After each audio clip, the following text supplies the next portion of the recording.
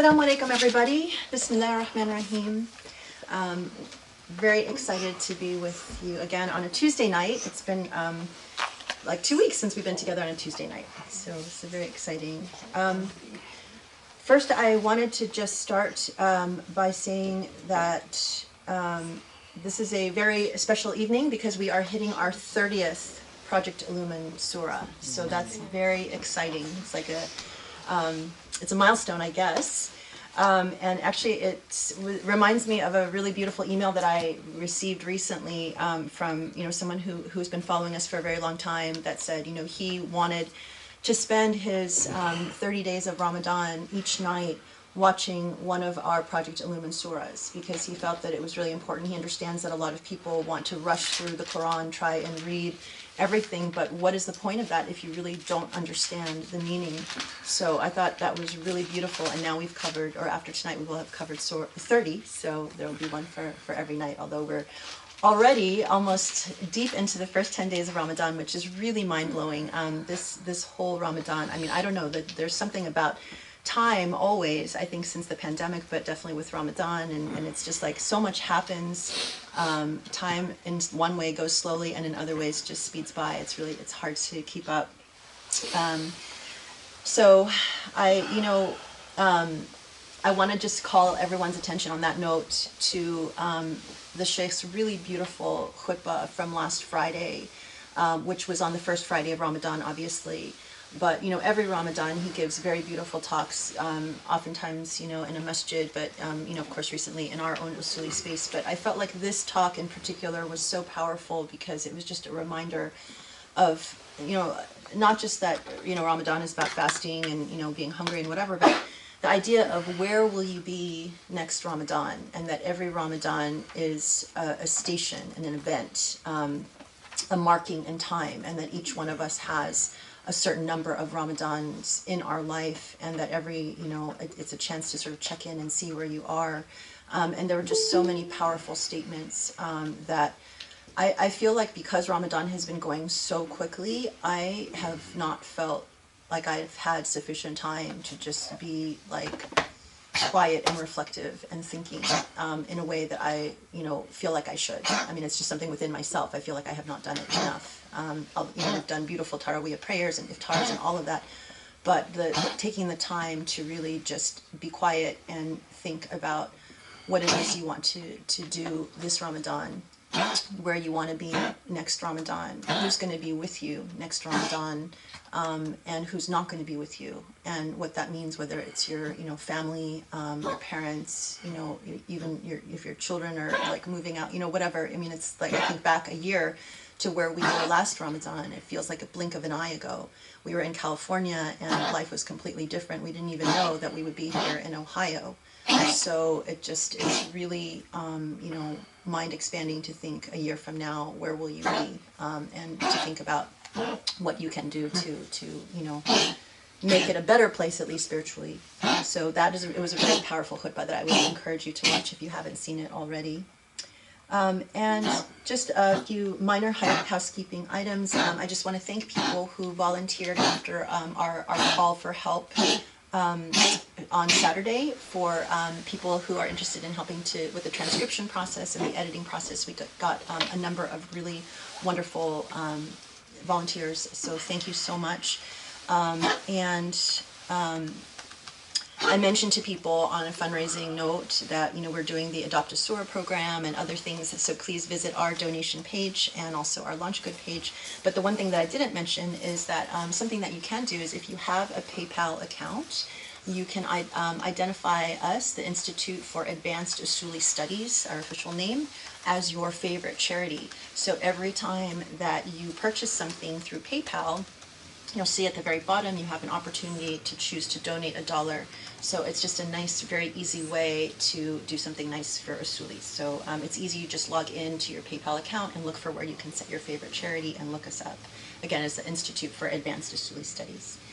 And then the last thing is I just wanted to ask for people's prayers. It's really lovely when people write to us. I mean, it's bittersweet, when people write to us asking for prayers for people who have passed, but I feel like grateful and touched that people want to reach out and ask for us to pray. So over the weekend, there was someone in our community who lost their grandmother from COVID in Egypt. So please pray. That was Adol. And then today, another one of our community, Miret, lost her mother from complications to COVID in Egypt also. So please keep them in your dua, and we pray that God will give them strength and patience and comfort and help their families get through it. And this is especially when you lose someone through COVID and in Egypt, I think it's extra painful. So please pray for them.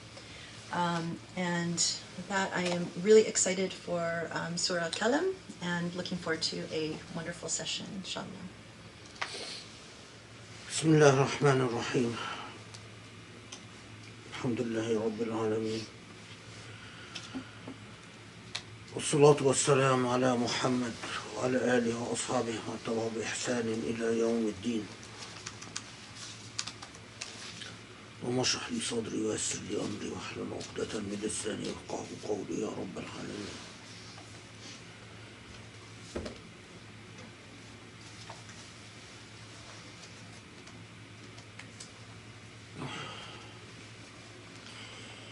So inshallah, tonight our surah is Surah Al-Qalam.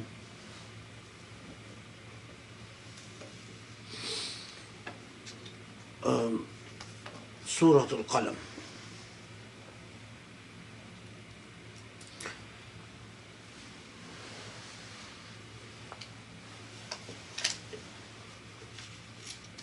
The first revelation in the Quran was Surah Al-Alaq, which is اقرأ باسم ربك الذي خلق خلق الإنسان من علق.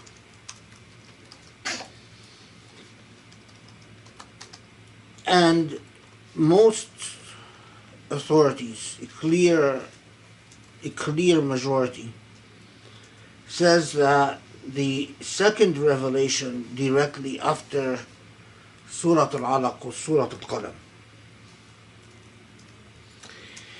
And Al-Alaq, which is اقرأ باسم ربك الذي خلق, and Al-Qalam, Noon والقلم وما يسطرون, are the two surahs revealed before Al-Muzammil and Al-Muddathir, and after Al-Muzammil and Al-Muddathir we have the Fatiha. So you have a bundle of surah, Al-Alaq, Al-Qalam, and then Al-Muzammil and Al-Muddathir, and then the Fatiha. And a bundle of surah that are the earliest revelation in the Quran.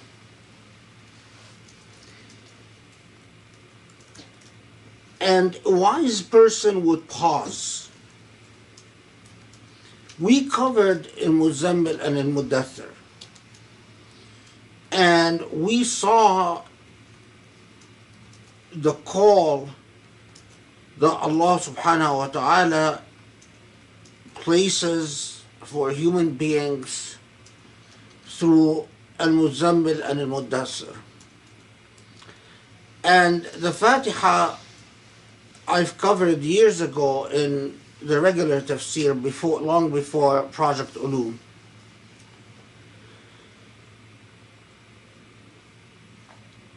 But a reflective person would think about the fact that Al-Alaq and Al-Qalam are the first two revelations of the Quran, even before Al-Muzammil and Al-Muddathir. The Fatiha has a special status because the Fatiha is the heart and soul of the Quranic revelation and the divine speech. It is the seed from which everything is understood. It is as if the key to unlock all meaning. And Muzammil and Al-Muddathir, it's like receiving your charged papers. I mean, in many ways, Al-Muzammil and Al-Muddathir is like saying, okay, get going. It's time to move. And as we've talked about, it is not limited to the Prophet ﷺ, but it is an eternal revelation and a continuing revelation for all human beings at all times, that the beginning of the path is as outlined in Al-Muzammil and Al-Muddathir, a path of energetic creation and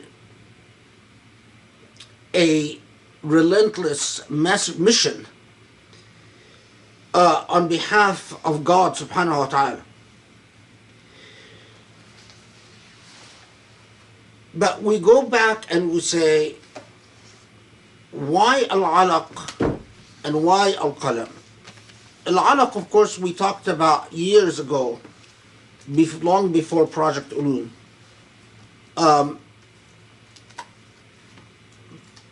But the part that is worth remembering is that Al-Alaq begins with this command, broad command, to read.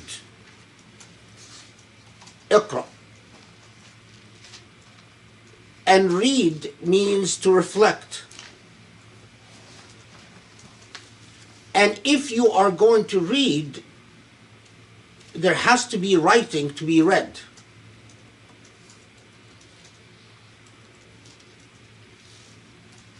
If there is writing to be read, it begs the question of what is a text? And a text could be something between two covers like the Quran. A text could be something written on a single document. But a text could be any form of expression written on anything that can retain and reproduce that expression. So Allah subhanahu wa ta'ala can write divine wisdom, al-hikmah, on the face of creation.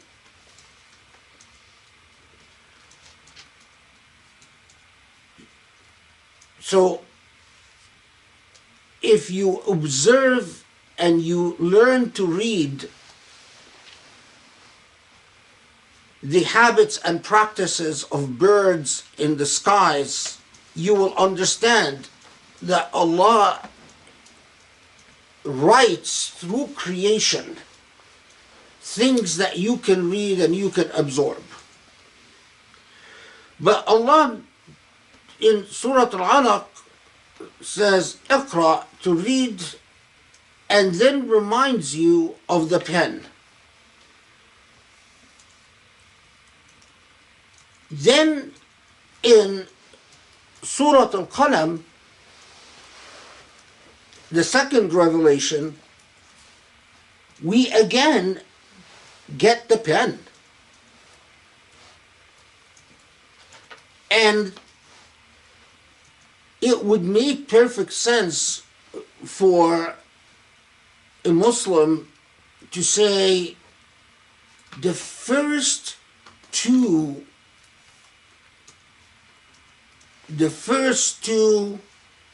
communications from the divine, and the divine calls my attention to the pen.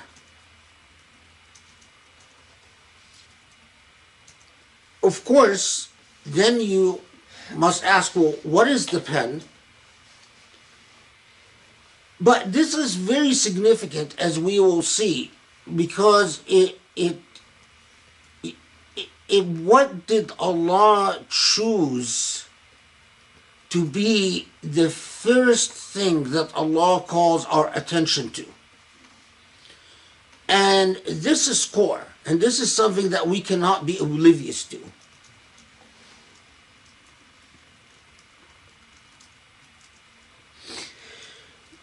Before we jump into this journey, note that Surah Al-Qalam is, of course, we said it's very early revelations, the second revelation. In the tradition, you often get reports that say that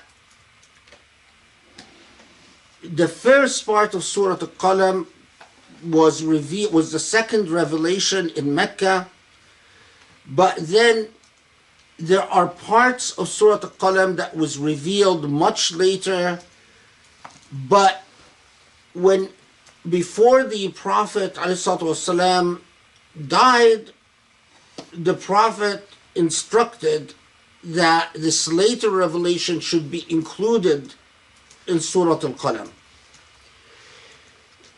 Whether these reports are accurate or not is a complicated question.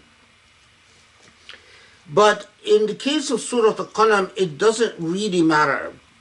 What matters is that whether it was all revealed in the very early Meccan period, at the genesis of the revelation, or whether some parts of Surah Al-Qalam was revealed later and then later joined to Surah Al-Qalam, what matters is the divine will.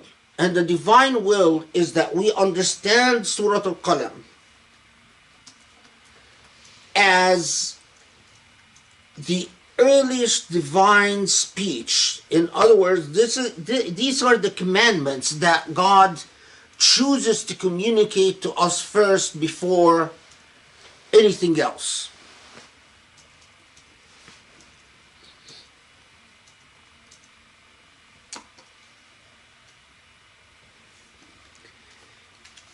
And I'm harping on this point because this is all too often ignored in the way that we talk about the Quran and we think about Quranic revelation.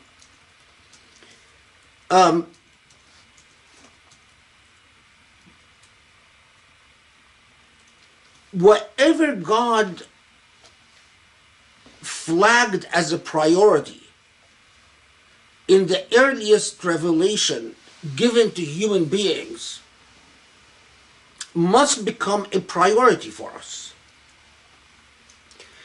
It is rather odd that something would be so critically important for the divine to choose as the theme of the earliest revelation, and yet we would not take it as a priority. That would be deeply problematic. But unfortunately, that's precisely what has happened in the Islamic tradition.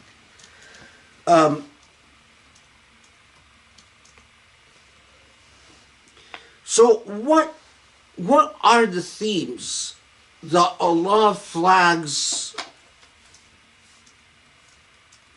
in the very beginning of the Islamic message as of central and critical importance? Surah Al-Alaq emphasizes the role of the intellect and emphasizes the role of learning. And to an illiterate society, it emphasizes the role of literacy. For a society that was predominantly non-reading, the Quran comes and says reading is critical. And in Surah Al-Alaq, but yet it warns us that the journey for knowledge, it can be taken without God or with God. You can seek knowledge and put God aside as irrelevant to your journey of learning, or you could consider your journey of learning a path to God. And in Surah Al-Alaq, the whole momentum of Surah Al-Alaq is to tell you the journey to knowledge is critical, but it must be taken with God as central to this journey. So that's Surah Al-Alaq, the very first revelation. But then Surah Al-Qalam comes to add to this. So it begins noon وَالْقَلَمِ وَمَا يَسْطُرُونَ مَا أَنْتَ بِنِعْمَةِ رَبِّكَ بِمَجْنُونَ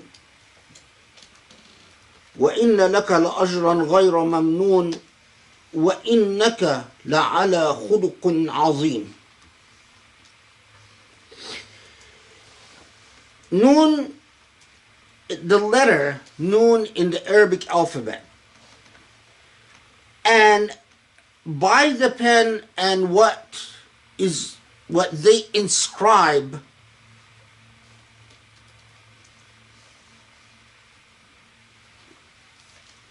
وَمَا أَنْتَ بِنِعْمَةِ رَبِّكَ بِمَجْنُونَ, and you are not a majnoon, meaning you're not insane. We'll talk a little bit about this.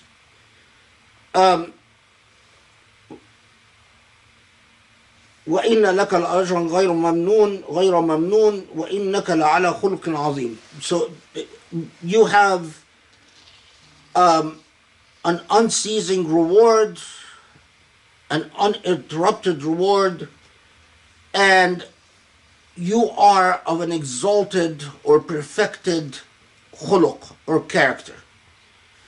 And this is what we're going to be unpacking. So first, this letter, Noon. There is so much that you find in the tradition about that single letter.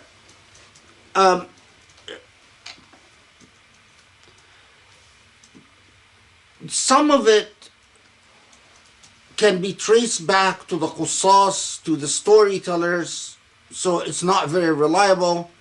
Some of it can be traced back to hadith attributed to the Prophet of various degrees of reliability or unreliability.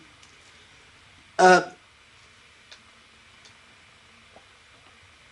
some that comes from biblical sources rather than Islamic sources. So I'll just give you a sense of some of the big themes about Noon. Some said that Noon is the last letter in the word Ar-Rahman. So we have Alif Lam. In some surahs it starts with Alif Lam Ra, and then some surah starts with Hamim, and then this surah starts with Noon, and if you put all these letters together, they spelled out Ar-Rahman, the compassionate, which identifies the most quintessential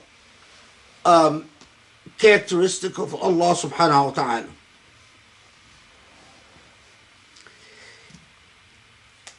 Some said that Noon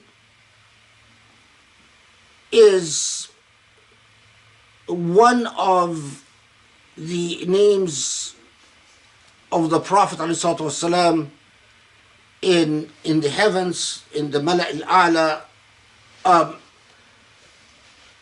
Some said that Noon is actually one of the secret names of Allah. Some, relying on a variety of sources, but anyway, they said that they go back to the old mythical belief that the earth is carried either on the back of a huge fish, or on the old Greek belief that the earth is carried between the horns of a huge ox.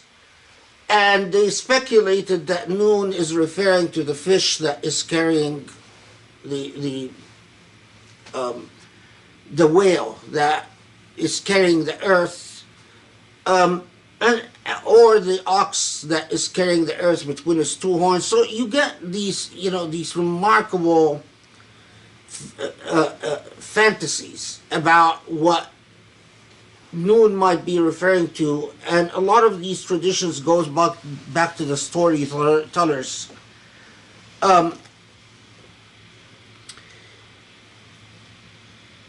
In the Sufi-esque traditions,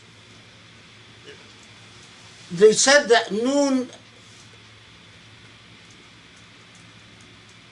stands for what they called a nafs al-kulliyah.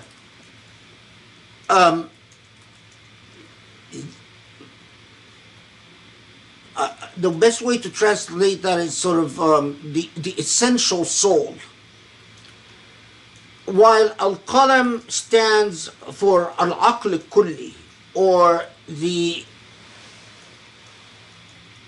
essential intellect.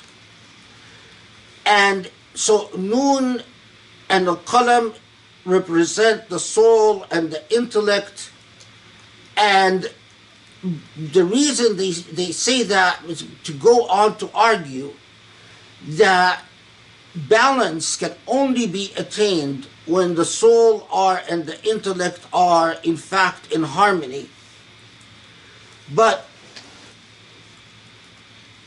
disharmony between the soul and the intellect results in deep-seated illnesses and ill humors and ill tempers and deep-seated pathologies.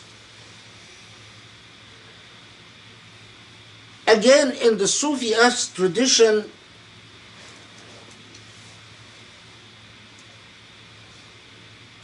and in a certain type of Sufi-esque tradition, not all Sufi-esque traditions, that the intellect is the prime instrument for the construction of reality. As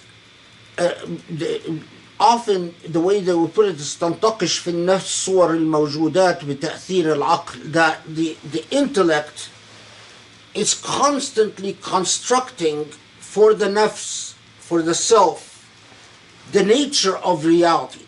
The intellect looks at a bunch of molecules and says, these molecules are a camera, these molecules are a table, these molecules are a person, these molecules are an animal.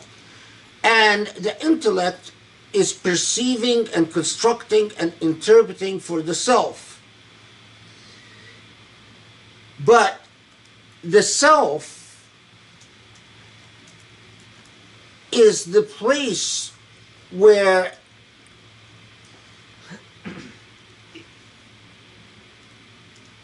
is the place of judgment for the intellect. So it is the self that can recognize whether what the intellect is constructing is value neutral or is indeed ugly or indeed beautiful. Whether it's the self that can say what is the intellect is constructing is consistent with my mission for divine love or inconsistent with my mission for divine love. So while the intellect is constructing, put it in a different way, it is the self that feels. And so it is the self that will consider what the intellect has constructed as completely dark or as full of light, full of hope, full of despair, and that if the self is disjointed entirely from the intellect, you have a problem. But if the intellect, on the other hand, is simply like a registrar of data, constructing things while the self is numb, it doesn't recognize beauty, doesn't recognize ugliness, just recognizes the is, whatever the is, then you have a problem as well. Because the intellect then is just saying, well, this is a table, and while it's not a big deal if you don't feel one way or the other about a table, but the intellect could in fact see a murder and say, this is a murder. And if you don't have a living self, the self could say, yeah, just a fact of life, and move on, rather than actually feel something. So a lot that you find in the tradition about just the noon and the qalam.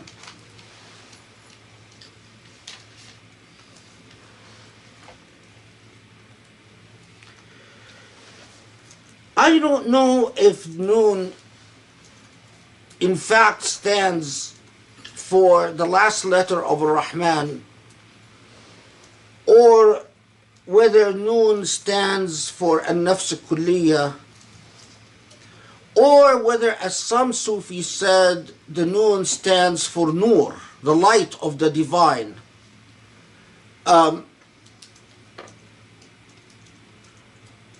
There is no way for us to know with absolute certainty that this is what noon stands for, because we do have traditions attributed to either the Prophet or one of the companions, but all these traditions are don't lead us on a matter of aqidah, on a matter of theology, to certitude. They make us. But there is a core that if you study all this tradition,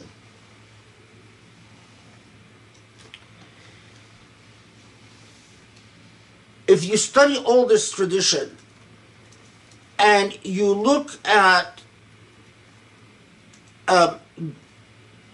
the usages of the letter noon in the Arabic tradition, even before the Quran is revealed, or at the fact that someone like Yunus alayhi salam, the Prophet Yunus, was known as Dhunnun.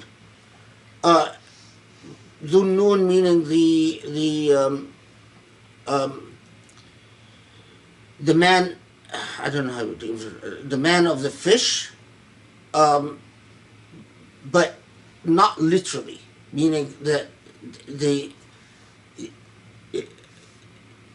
everything that the experience with the whale that Yunus had is sort of all encapsulated under the title Dhunnun. Anyway, we can't say with certitude what noon refers to. But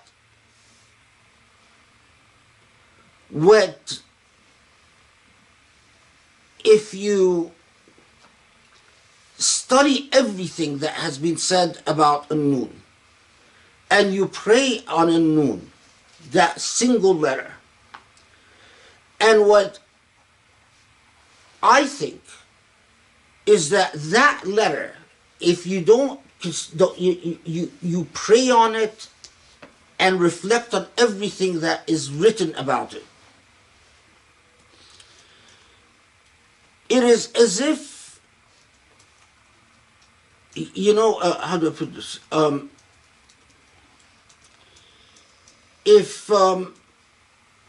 If you are intensely doing dhikr, and in your dhikr, you are clearing your mind of everything, and you visualize a noon. You visualize that letter. And there is nothing in your mind but that letter. And you make a noon part of your dhikr. So in fact, you start your dhikr with La ilaha illallah, let's say. And then you move on to your dhikr to a noon. You see a luminous light that is undeniable. And it is as if another layer or another dimension of reality. And I think that that simple letter is Allah saying to us, in connection to what Allah will be saying to us about the Qalam. Allah saying to us, your world needs the Qalam. Your world is founded upon the Qalam. The intellect, the instrument of the intellect, the very art of writing, the very art of communicating meaning and transmission of meaning. But never forget that this is not entire existence.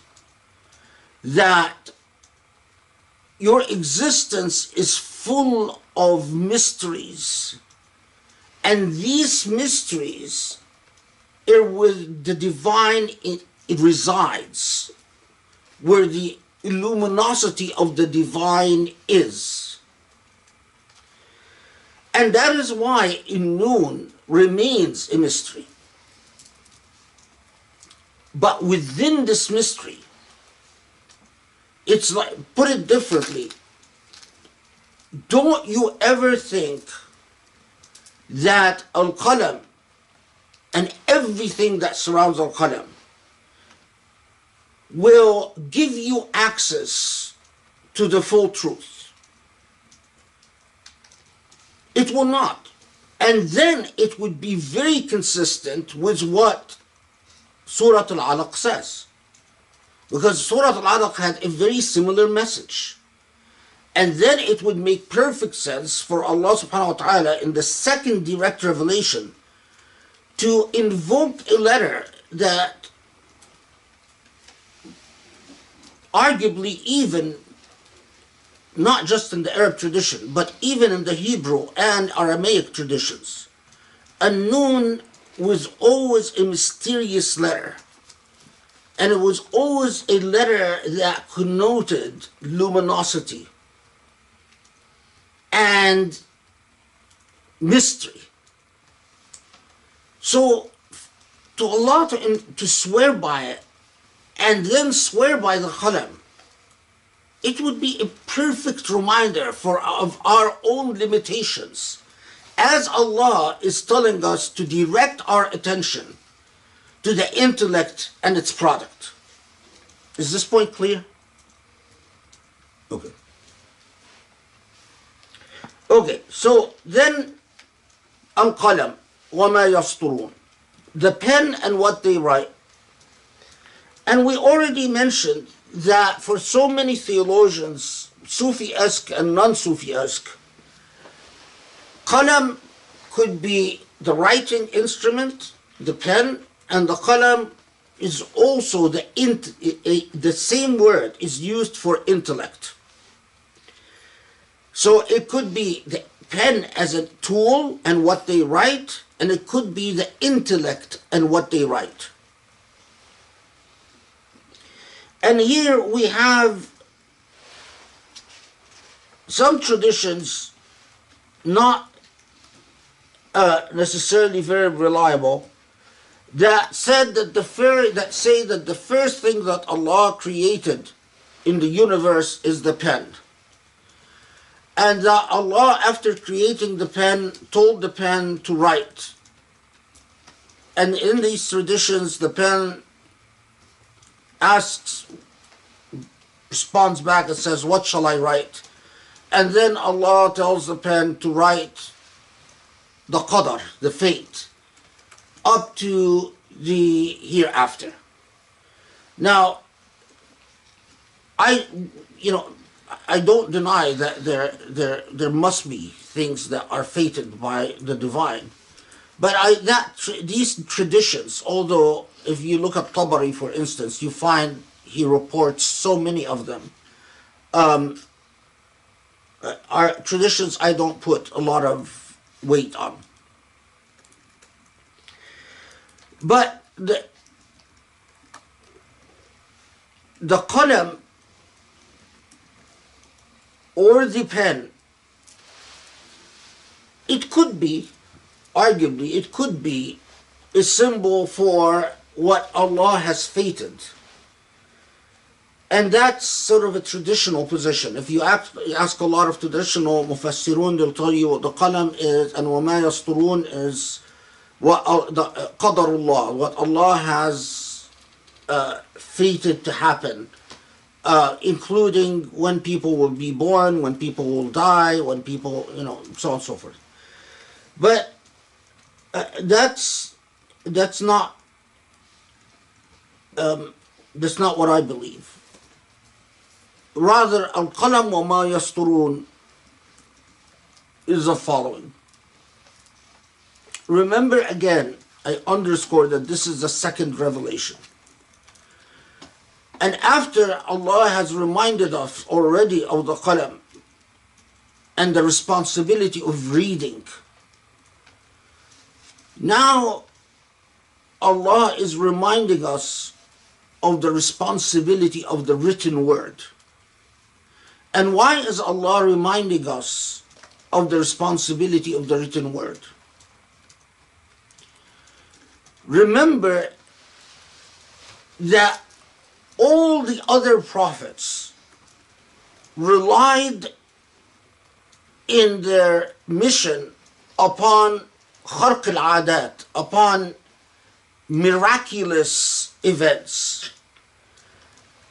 Moses splits the Red Sea. Jesus brings back to life dead things, and among many other miracles, Salih has the camel that comes out of a rock, and a whole tradition of prophets and dazzling people with the way that they are doing things that can only be done if they are aided by a divine being. But Muhammad's message, alayhi salam, it's a new stage in human development and a new stage in human maturity. Human beings have matured at that point to the point where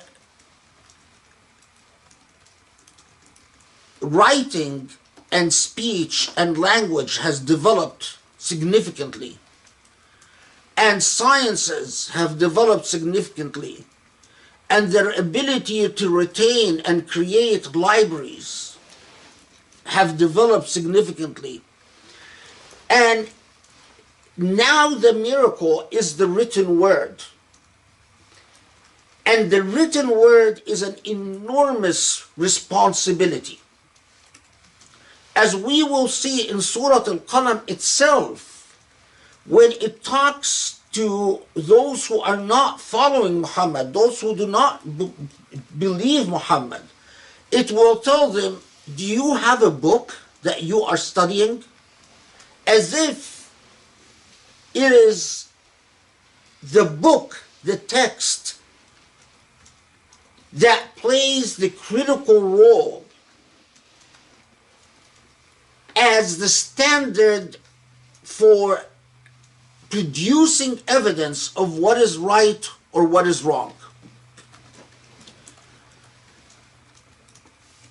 The existence of a text is now the evidence for the possibility of truth. The absence of a text. So when the Quran says, rely on me rather than the Torah or the Injil, the Old Testament or the New Testament, why? It says, I am more authentic. These are corrupted texts. As a text, I am more reliable. I am more coherent and cohesive and systematic and consistent than these other texts. And it draws the attention of human beings to a new phase in their existence. A phase in which it is learning, studying the processes of the intellect and what the intellect produces and manages to record as the way that al-hujjah, the evidence, is presented and rebutted and asserted. So, Al-Qalam wa ma yasturun,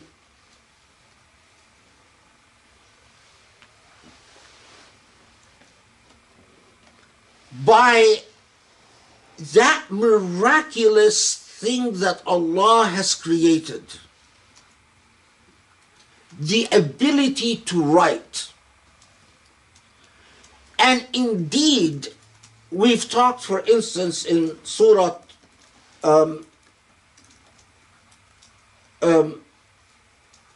Al-Qasas about narrative. But look at the consistency in themes. Because here in Surah Al-Qalam, like Surah Al-Alaq, the very early revelation in a largely illiterate society to an illiterate man, Allah comes and says, the pen and the responsibility of using the pen to write, and the miracle of the creation of beings that in fact can write and can retain knowledge through writing and can communicate knowledge. I don't think it's a coincidence that by the time the Quran, Allah sends the Quran, human beings have developed the skill to the know-how of producing paper, which is going to be critical to the process of communicating knowledge and preserving knowledge. Because until paper is invented, the process of producing and preserving knowledge is very precarious at best. It wasn't long after the death of the Prophet ﷺ when Muslims relied on paper. I mean, it wasn't even decades. I don't think that is a coincidence. Nothing in human history is a coincidence.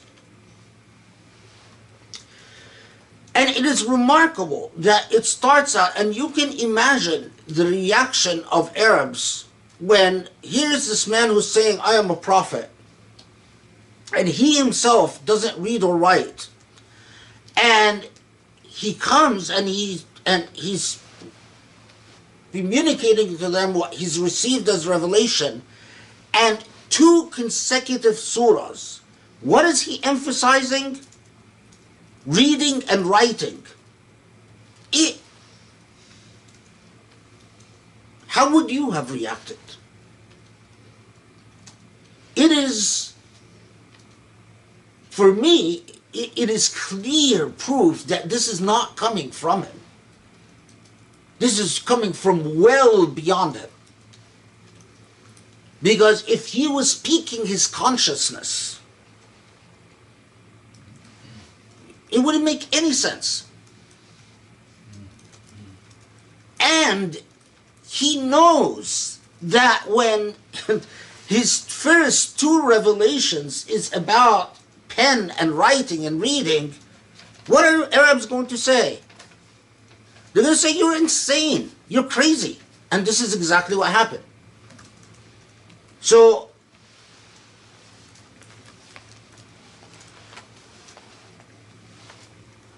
وَمَا أَنْتَ بِنِعْمَةِ رَبِّكَ بِمَجْنُونَ. And Allah swears that, no, you're not crazy. Because that's exactly what the response. What are you talking about? You talk to us about reading and writing and pens and intellects. This is so foreign to everything our poetry has been about, so foreign to everything our culture has been about.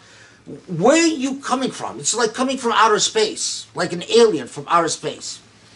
And so, of course, the first reaction is, you must be insane, you must be crazy. And does it matter that Allah is swearing to them that He's not crazy? I don't think it matters. But it is underscoring the point itself, that no, this is not about an insane man. This is about something much larger than you. This is about Allah subhanahu wa ta'ala, the divine speaking. And thus, the expression that you're receiving doesn't reflect the psychology of Muhammad, it reflects the truth of Allah. This is, by the way, significant because some modern Muslims have tried to argue that, yeah, the Quran is divine, but it's sort of divine inspiration, but it really reflected the psychology of the Prophet. So in other words, it's like receiving messages from the divine, but in very broad lines, but the language and the themes and the ideas are all temporal, they're all Muhammad's. And I think this idea is very dangerous. Although, unfortunately, in some circles it had become very widespread. But it secularizes the Quran to the point of no return. There is no point to the Quran if it's simply just another work of literature, basically. Yes, it has some divine inspiration, but in the same way that Ibn Arabi was divinely inspired, or in the same way Jilani was divinely inspired, or in the same way that Al-Hallaj was divinely inspired. You know, they all had the divine in them, but none of their texts are divine. And that line of thinking or line of argument troubles me.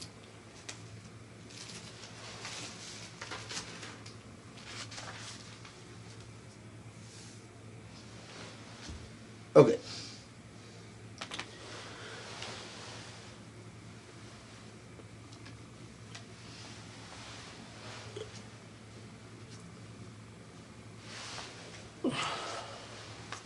Don't forget.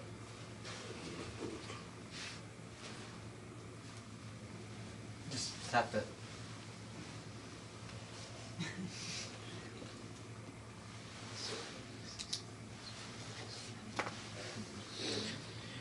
Okay. وإن لك الأجر غير ممنون. غير ممنون, how did yeah, the study Quran translated it as a reward unceasing. غير ممنون is just, yeah, uninterrupted reward, or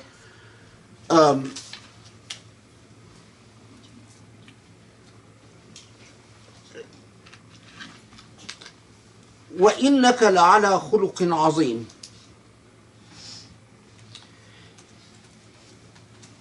Now, although the study Quran translates it as you are of an exalted character, على خلق عظيم,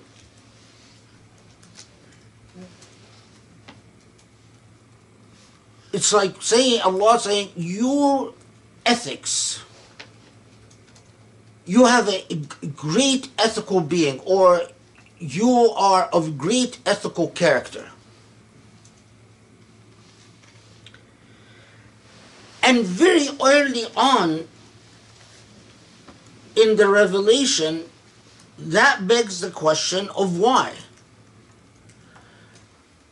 Why would Allah underscore that, and for what purpose?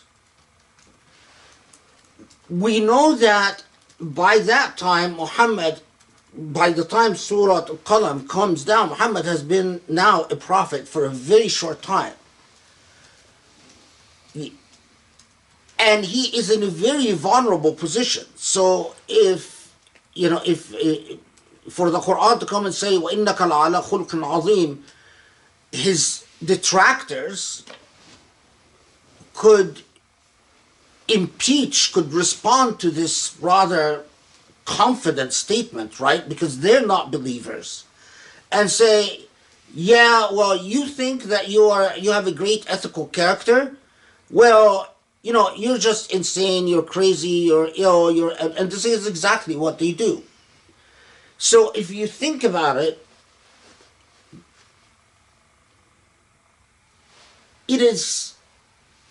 I am sure that while the Prophet ﷺ was flattered that Allah is praising him like that, but at the same time, Allah is inviting a huge headache upon the Prophet. Because the enemies of the Prophet, it's like inviting them to have a feeding frenzy. It's like if you are among competitors as a professional, and you go and you say, I am a very ethical lawyer. Well, your competitors are not going to say amen. They're all going to jump on you to attack you. So why Allah is not talking clearly while it's flattering to the Prophet, but there is a purpose beyond just flattery to the Prophet. And it begs the question of, well, what is meant by khuluq azim? What is meant by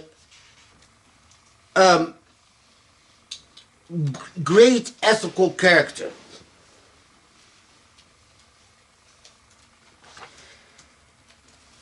Especially that we don't have any Islamic law. So this is a statement that precedes Islamic law and precedes revelation. So ethics, it would seem to mean that their ethics is founded upon a wrong and right that is prior to revelation.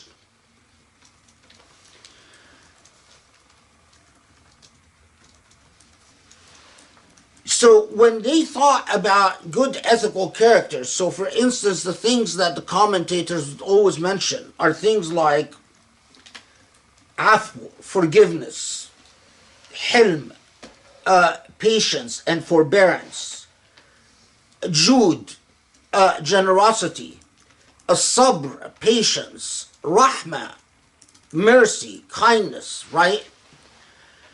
Okay, so all these statements, it would mean that they have a meaning.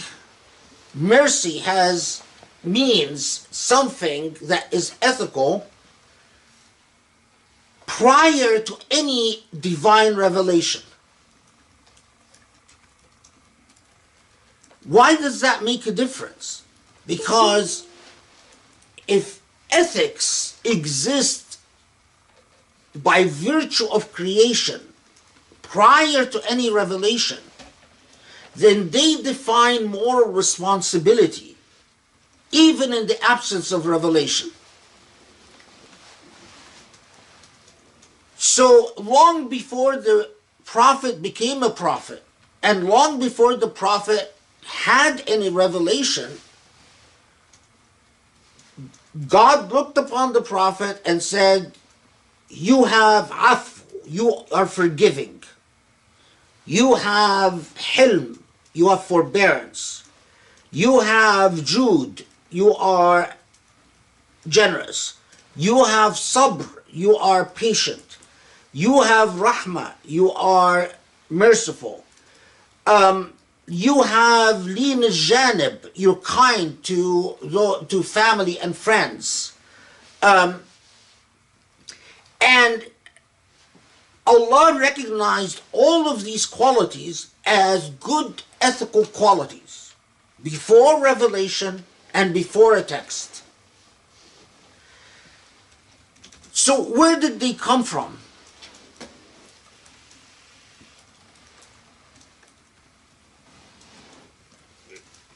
Was it the qalam, meaning here not the pen, but the intellect that taught the prophet these moral qualities?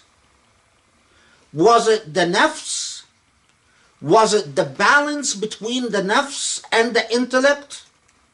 So was it that the prophet was seeing the world through the intellect, and then the nafs was saying, the way I'm going to negotiate this world that the intellect is telling me about is in a way that gives expression to these ethical qualities?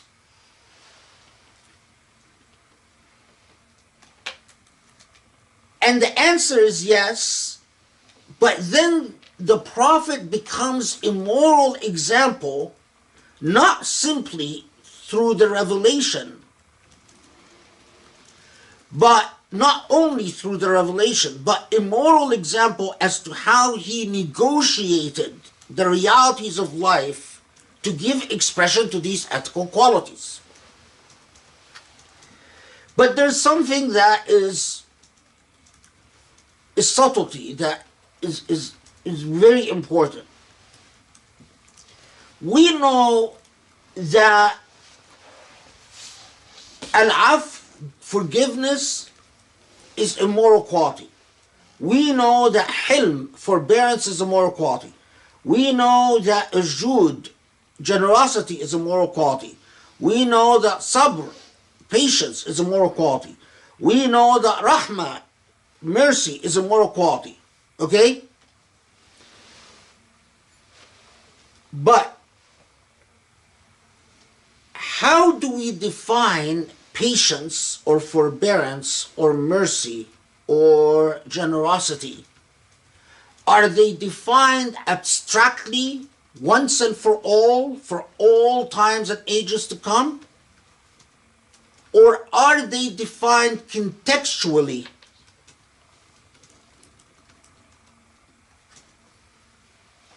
With each period and place having its own language that defines these moral qualities.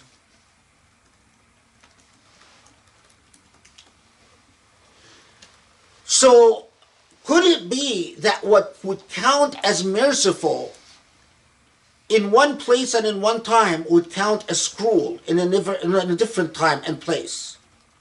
Could it be what counts as generous in one time?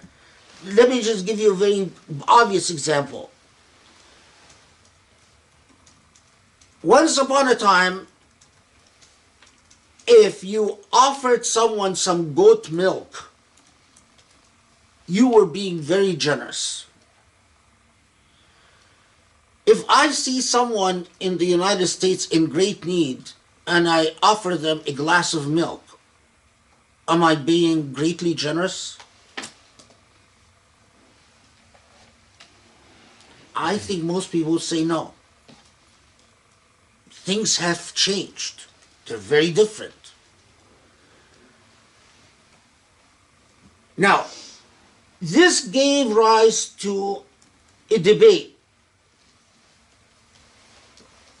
or a discussion, if you will, not necessarily a debate.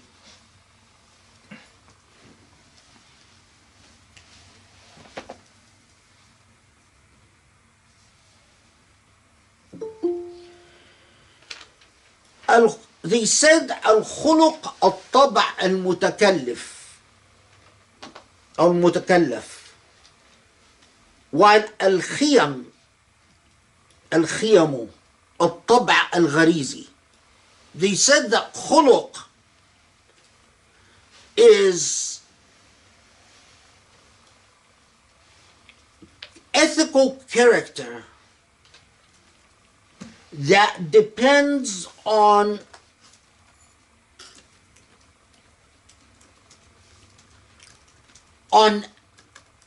عادة, on habit and practice.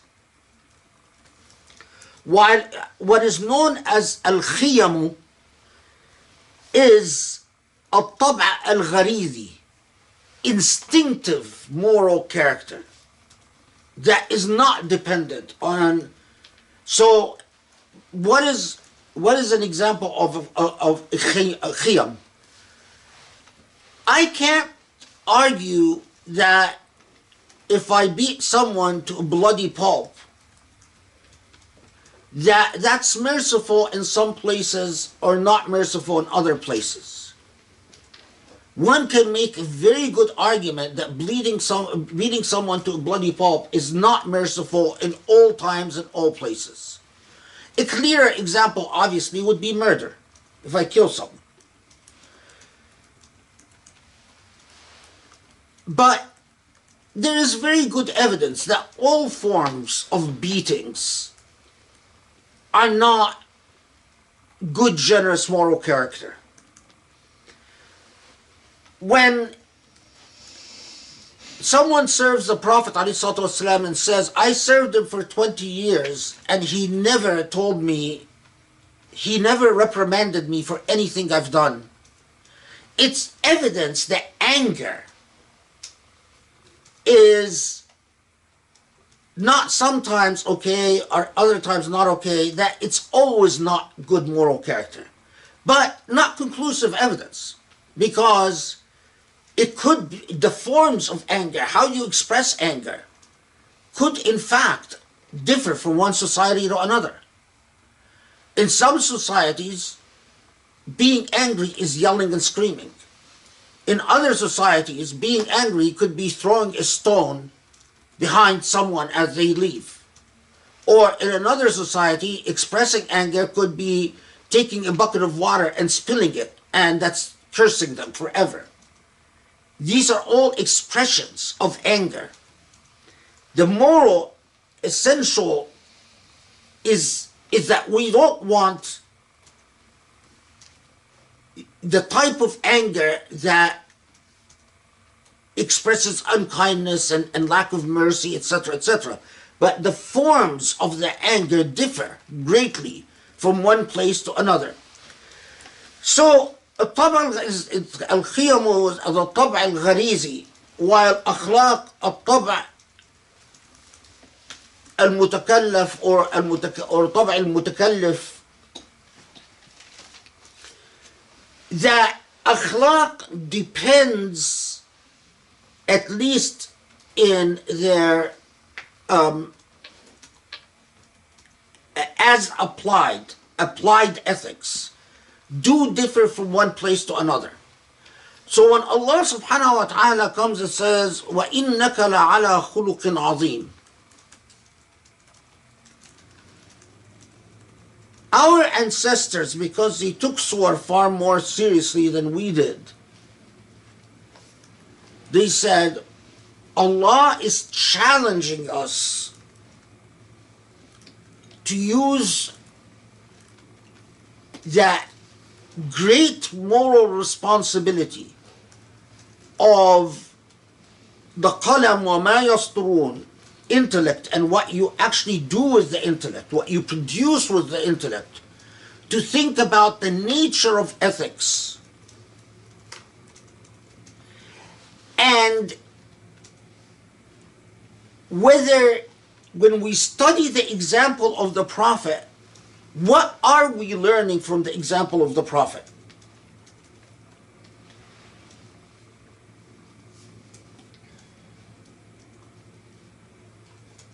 At the time of the Prophet ﷺ, if you gave someone 2 dates, that could be an act of great generosity. But it's not very long before in the Islamic civilization giving someone 2 dates meant very little. For a thinking people, that's what creates civilization. It wouldn't surprise you to know that these 2 surahs, Al-Alaq and Al-Qalam, were among the main sources of inspiration for what became the Mu'tazili movement in Islam, the rationalist movement in Islam. There, with all the excesses that the Mu'tazila committed in many different things. I mean, because they started reading so much Greek philosophy, they became very influenced by it. And sometimes that made them go. But as there's no question that the Mu'tazili tradition influenced the whole tradition of Usul al-Fiqh. And that even I doubt that the entire field of Usul al-Fiqh would have emerged in Islam if it hadn't been for Surah Al-Alaq and Surah Al-Qalam. Because Usul al-Fiqh is actually a very rationalist field of study. It is about applied reason.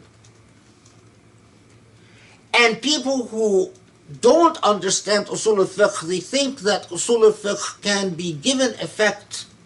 You can effectuate Usul al-Fiqh without understanding applied morality. Well, in reality, if you truly understand Usul al-Fiqh, you understand that Usul al-Fiqh is about applied morality.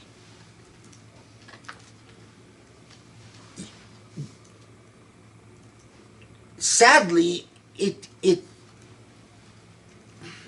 takes a great deal of learning to fully, because as civilization grows, human beings become more and more and more cowardly about saying things that they are afraid is going to break ranks with the accumulated tradition. But what gives people a great deal of confidence to understand things and is a great amount of learning. That's when you actually have the confidence to innovate and be creative. Is that the more you learn and the more you master, the more you say, well, no, I can use this learning. Okay.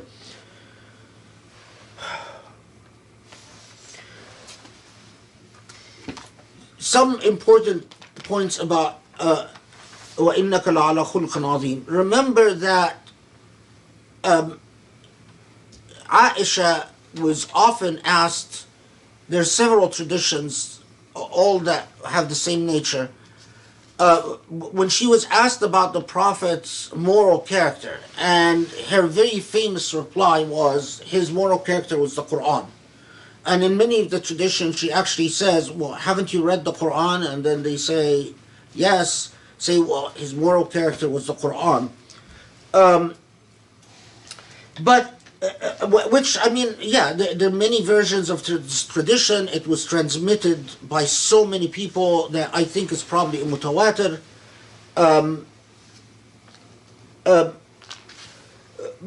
But there are so many. When the Prophet ﷺ comments about Surah Al-Qalam, he tells us ما من شيء يوضع في الميزان أثقل من حسن الخلق. There is nothing that is weighed more heavily or that is more weighty in Allah's scales than husn al-khuluq, than good moral character, good ethics. But again, I underscore, you cannot have good moral character unless you understand what mercy is, not at the time of the Prophet ﷺ, but in your time and in your place. You cannot have husn al-khuluq unless you understand what dignity is, not at the time of the Prophet ﷺ, but at your time and in your place. You cannot have patience unless you understand what patience is, not at the time of the Prophet, but again at your time and your place. All the ethical concepts, they have to be understood with the entire complexity in your historical moment, within your epistemological consciousness. Otherwise, it's a corruption. Otherwise, you're cheating. You're cheating. This is exactly what a lot of Islamic movements, why they alienate people, is that they start putting on a veneer of, oh, we have husn al-khuluq. But it strikes people as artificial and archaic. To them, it's not husn al-khuluq. Maybe it's weird. That's because they don't understand the difference between al-khiyam and al-khuluq. Al-khiyam, as I said, are intrinsic, unchanging. Al-khuluq, as applied, they're always contextual and they're always changing.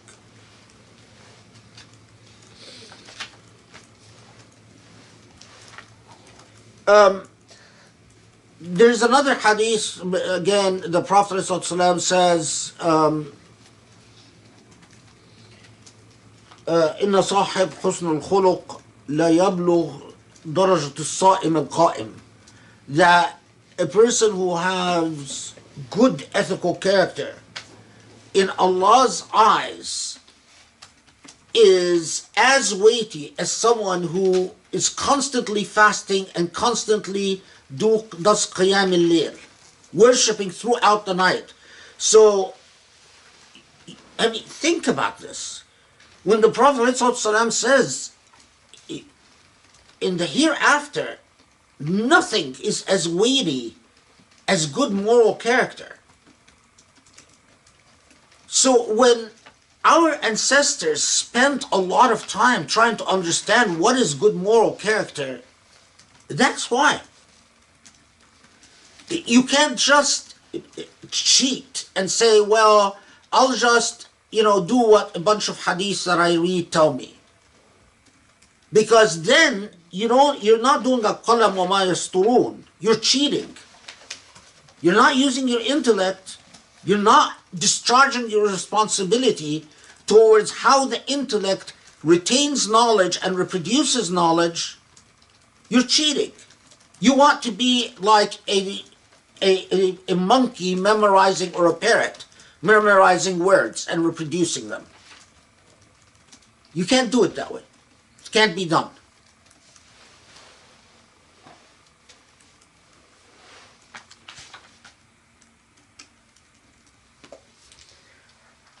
Um,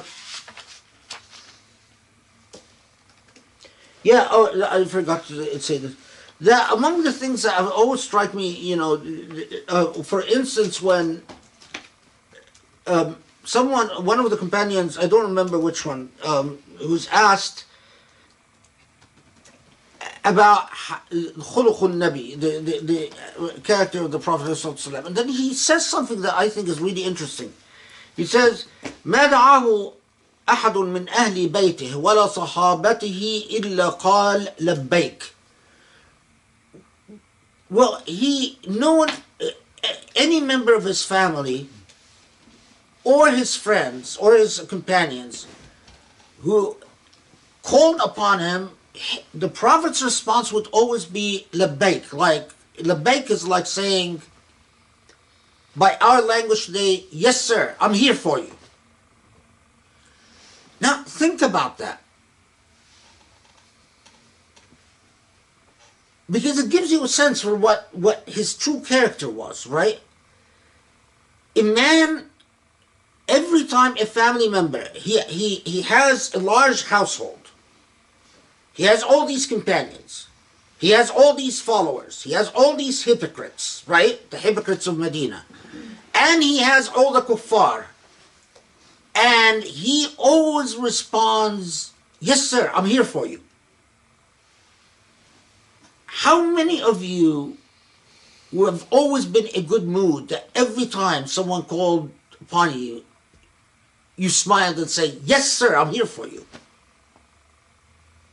It's a real challenge. Because most of us are moody. But that moodiness, if we follow the example of the Prophet, is not good moral character.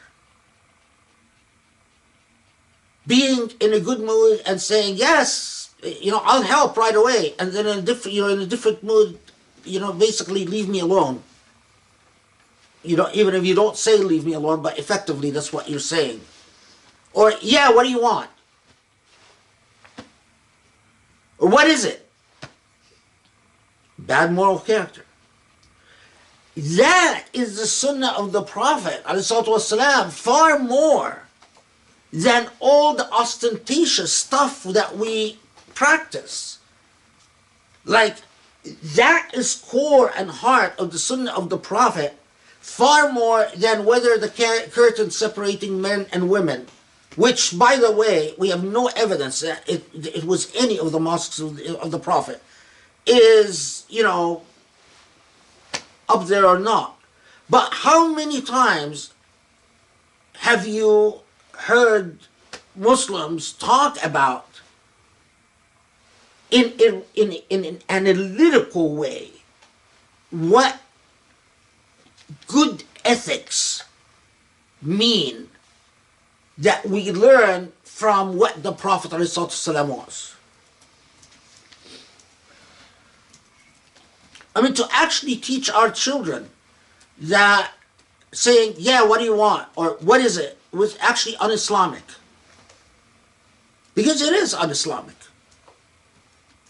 But we ourselves forget that. Because we're not serious about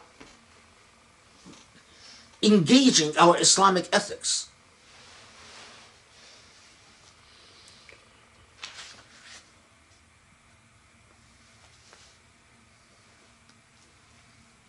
There's another hadith where the Prophet, there's so many. I keep remembering, as another hadith from the Prophet ﷺ that says, أفضل ما أعطي المرء حسن الخلق. The best thing that Allah would give a human being is good moral character. If you're a literalist, think about it. The best thing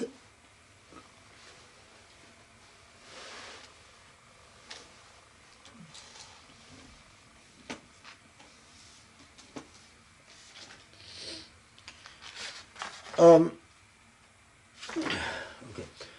I actually wrote when the Prophet ﷺ, when the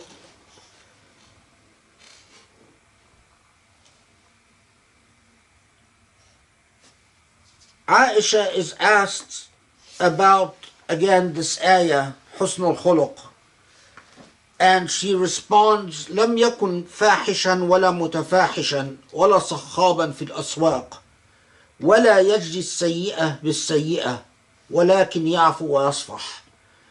The Prophet ﷺ was not obscene, did not speak obscenely, did not say obscene things, and was not rude. And he was not loud. He wouldn't raise his voice in the marketplace. صخابة في الأسواق, meaning a loud personality. And did not respond to unkindness with unkindness, but always forgave. When people were unkind to him, he would let go and forgive.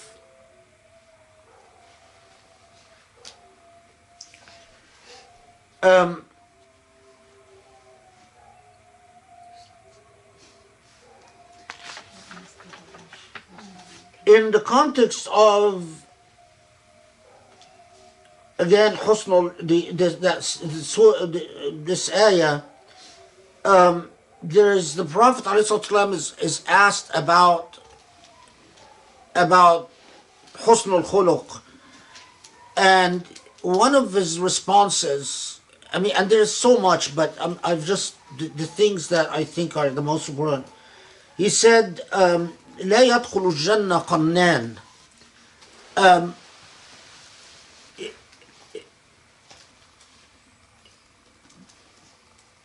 A qannan is in a mem, someone who's constantly speaking ill about people. And this is something that we need to think about and worry about, because the Prophet ﷺ said, someone who is constantly speaking ill about other people will not enter heaven.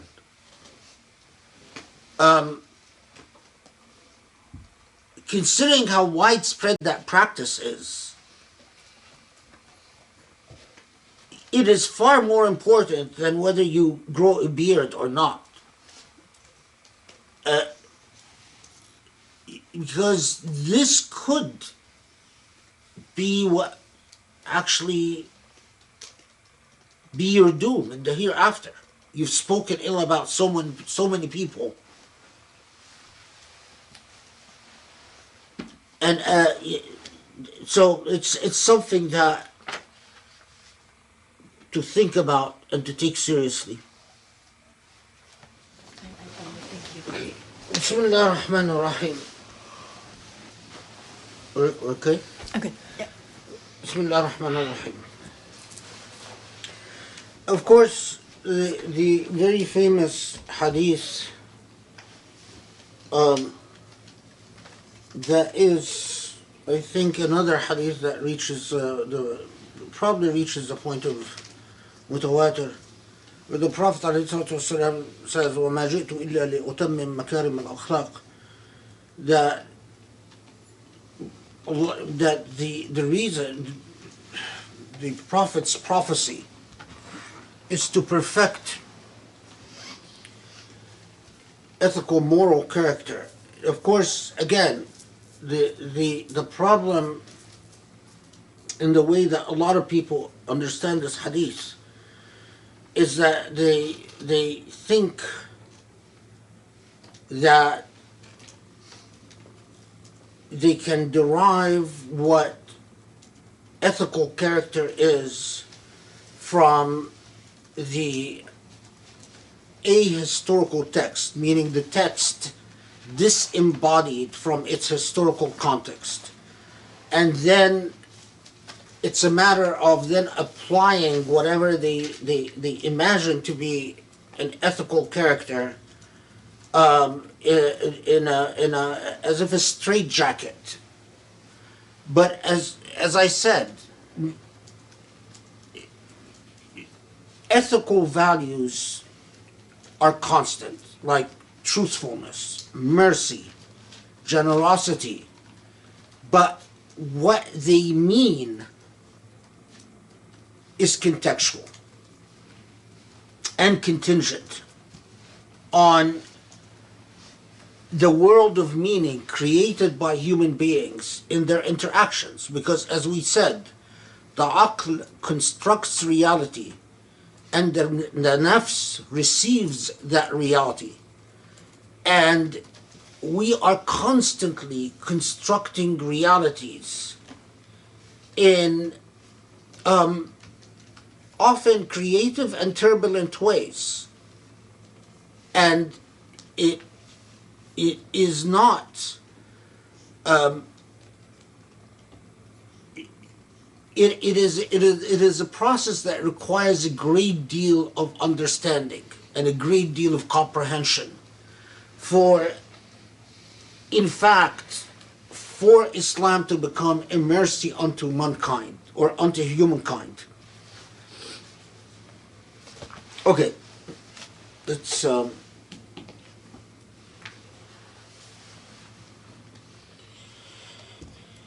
okay. فستبصر ويبصرون بأيكم المفتون إن ربك هو أعلم بمن ضل عن سبيله وهو أعلم بالمهتدين فلا تطع المكذبين ودوا لو تدهن فيدهنون. This is up to verse 9.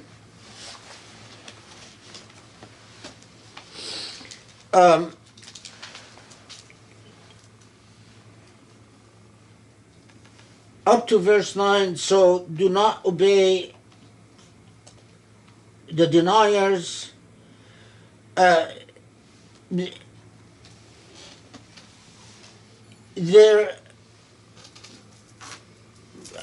not going to say much about this, other that no, فَسَتُبْصِرُ وَيُبْصِرُونَ, that it goes back to that theme of perception and reality, that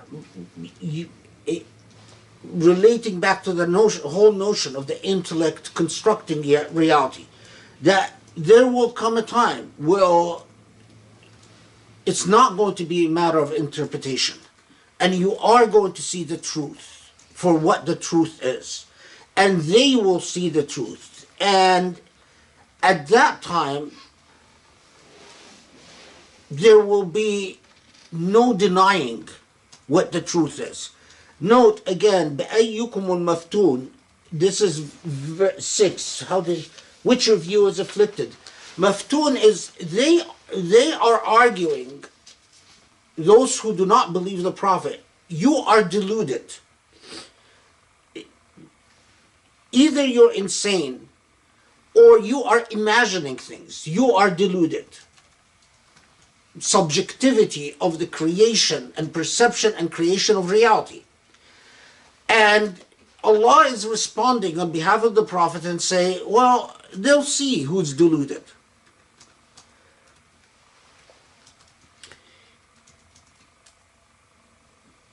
وَدُّوا لَوْ تُدْهِنُوا فَيُدْهِنُونَ. Note, now, at the very beginning of the message, and we know the beginning of the message, is it public or secret? Secret, right? We're going to go through the phase of Dar al-Arqam where the message is secret. So why is Allah subhanahu wa ta'ala coming to the Prophet at a time when there's no public message and talking about compromises? Be cautious that they will try to compromise with you. All moral messages, and this is something that's been written about a great deal, but all moral messages, all true ethical paradigm shifts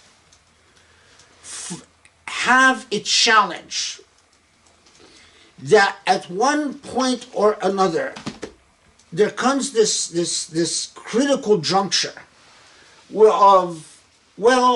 for the sake of pragmatism and practicality, let's work out a deal. If a moral message compromises itself, as we will see, what Surah Al-Qalam requires from us will not come to be. And we'll see in a second what it requires from us. But it is from the very beginning telling the Prophet ﷺ, listen, Allah knows this is going to be really hard. And Allah knows that there are going to be a lot of points where you are called upon to fudge things a bit, to cut corners, to, you don't have to be so unreasonable. You don't have to be so hard-headed. You don't have to be so stubborn. Let's just, come to some workable agreement. But that's precisely the death knell of every moral mission that humanity has ever seen. So then, وَلَا تُطِعْ كُلَّ حَلَّافٍ مَهِينٍ هَمَّازٍ مَشَّاءٍ بِنَمِيمٍ مَنَّاعٍ لِلْخَيْرِ مُعْتَدٍ أَثِيمٍ عُتُلٍ بَعْدَ ذَلِكَ زَنِيمٍ أن كان ذا مال وبنين إذ تتلى عليه آياتنا قال أساطير الأولين سنسمه على الخرطوم. This is all the way to verse 16. Do not obey any vile oathmonger, slandering, spreading calumny, hindering good, and a transgressing sinner, churlish, surely, and ignoble, simply because he possesses wealth and children, who constantly says, these are the fables of the old.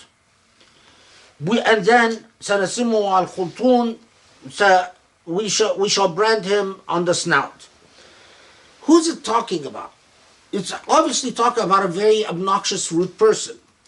A person who is vulgar, who is masha'in binamim, means he's constantly talking about people, constantly hammaz, speaking ill and conspiring against people, speaking ill of people and conspiring against people. Manna'in lil khayr, someone who doesn't want to see good extended to others. What's fascinating here is that it's been, the tradition doesn't tell us clearly who the Quran is talking about. And what's fascinating is that we have reports that it's talking about Walid bin Mughira. We have reports that it's talking about Abu Jahl, the famous Abu Jahl. We have reports that it's talking about Al-Akhnas bin Surayq, and even others. And it would fit any of these characters because Al-Walid bin Mughira was very rich, had a lot of children, was a rather burly character. He was large, and he was rude, loud, not very generous, and not kind. He was constantly backbiting. Abu Jahl fits the same. Maybe Abu Jahl is even more cruel than Al-Walid ibn Mughira. Al-Akhnas, again, it would fit. But the interesting thing is that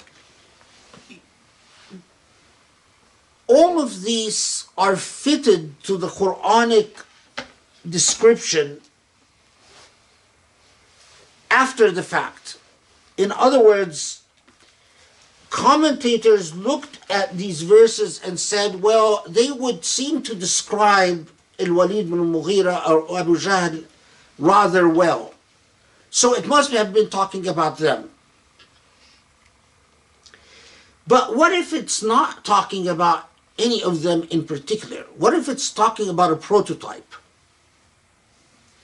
What if it's talking about a personality type? A personality type that is loud, that is confident, that is constantly thinks ill of others, constantly talking about ill of others, constantly conspiring against those who have immoral ethical mission.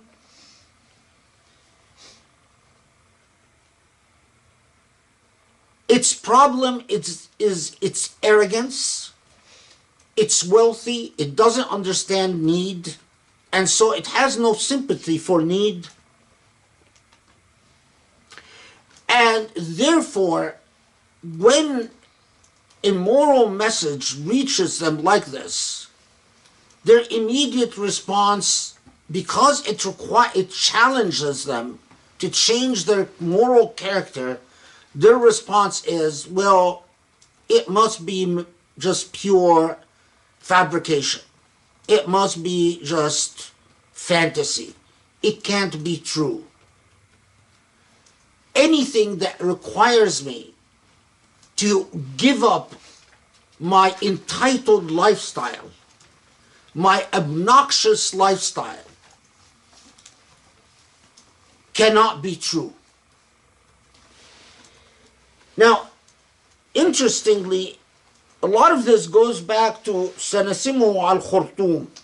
We will brand them on the nose, if you want a literal translation. And here, two possibilities. When it says we will brand them on the nose, is it predicting something that's going to happen in the future? Is it saying that one of these bad people in the battle, especially the Battle of Badr, is going to be struck on the nose and they're going to have an injury across the nose? So it will become like it's saying, Allah knows what the future is and one of them is going to be injured across the nose. Some commentators said, yes, that's exactly what it's saying. But here's the thing, they weren't sure who was it that got marked on the nose in the Battle of Badr. And we have competing reports about which of the disbelievers got marked on the nose on the Battle of Badr. But there's a different possibility altogether. In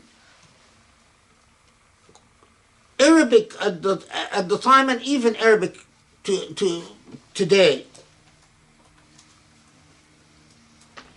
when you want to say someone is confident or proud, you say shamikhul anf, meaning someone whose nose is up high.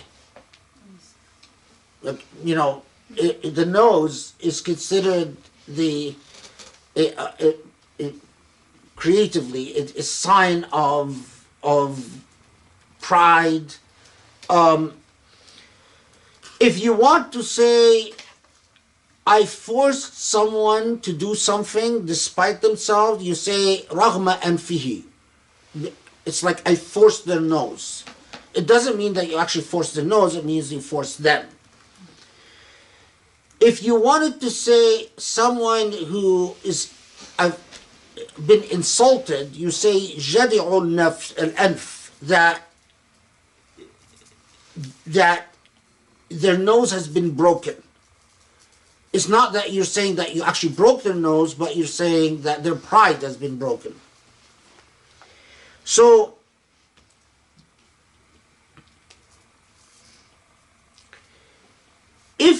you take that literary context, when Allah says, سَنَسِمُهُ عَلَى الْخُرْطُومِ, then it is as if Allah is saying that for those obnoxious, arrogant types in the hereafter, their nose will be humbled. It's like saying, we'll get them by the nose. Let's see how the study Quran translated it. I'm just curious. Yeah, the study Quran just says, we shall brand him on the snout, which is...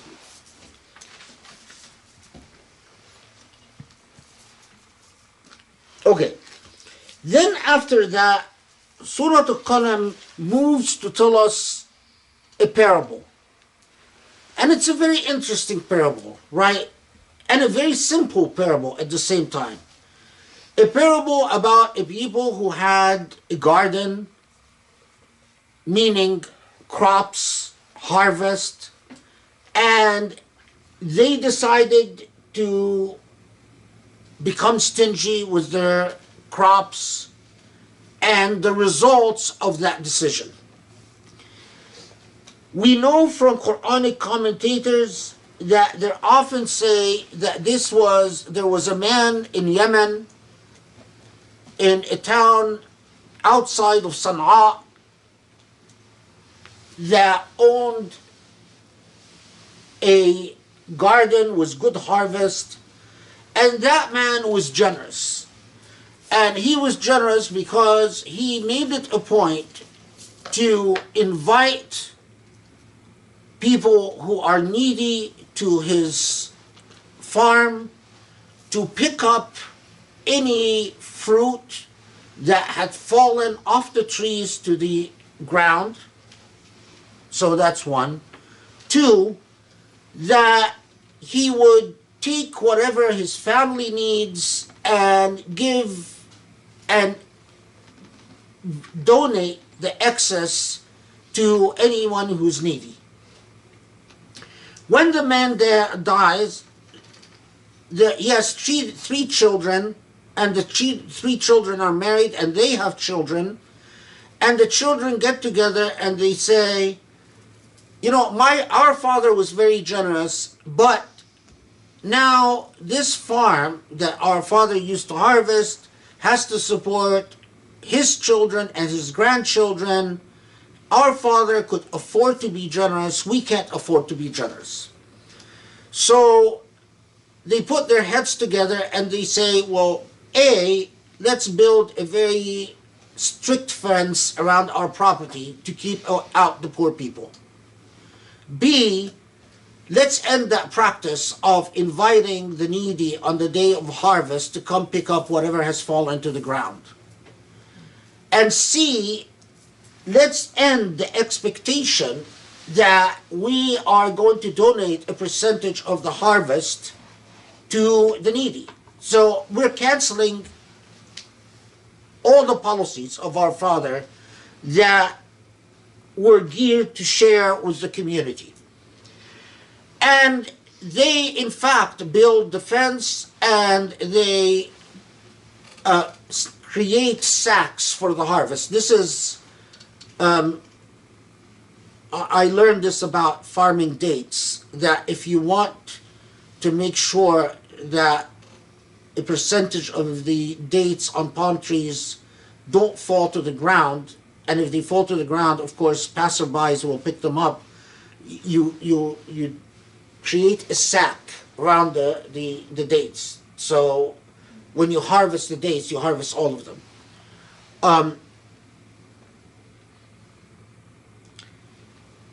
So they created these sacks and created the fence and made it well known that forget it, don't expect anything on harvest day or after harvest day, we're not giving you anything. And Allah responds by destroying. A fire breaks out in their farm, it burns their entire crop, and they come together and they look upon what happened, and they start blaming each other. And then awsatuhum means the most rational among them. There are some reports that it was the middle child, but other reports say awsatuhum means the most rational among them. Says, this is a punishment from God, and they think about it, and then they regret, and they repent. Okay, it's a parable. Okay, whether it happened historically or not is not the point. It's not the point. But think about the particulars. Here is, again, the second revelation. Right after Al-Alaq.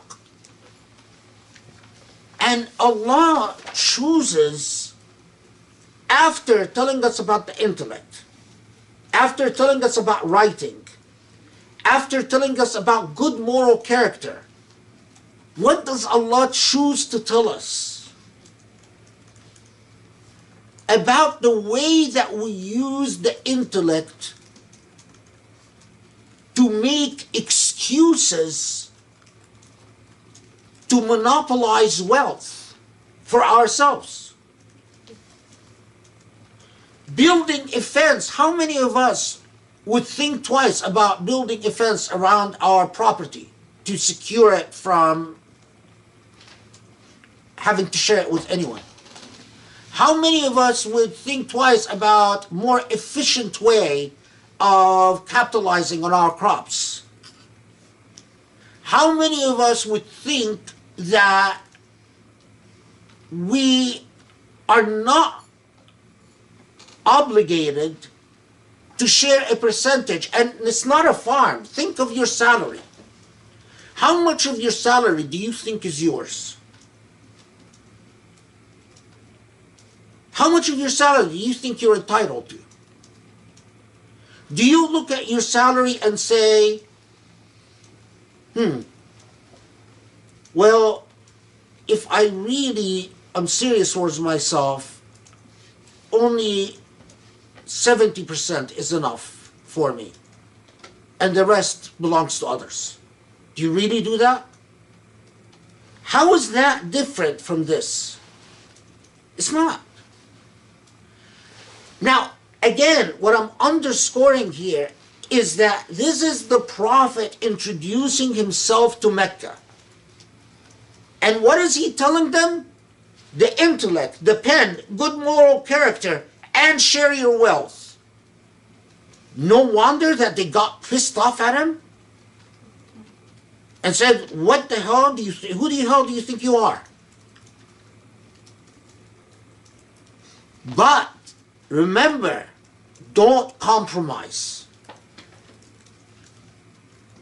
Because that's precisely where the compromise would come. Well, how about if we just, on the day of harvest, have a big feast and invite all the poor in the town to eat to their heart's content?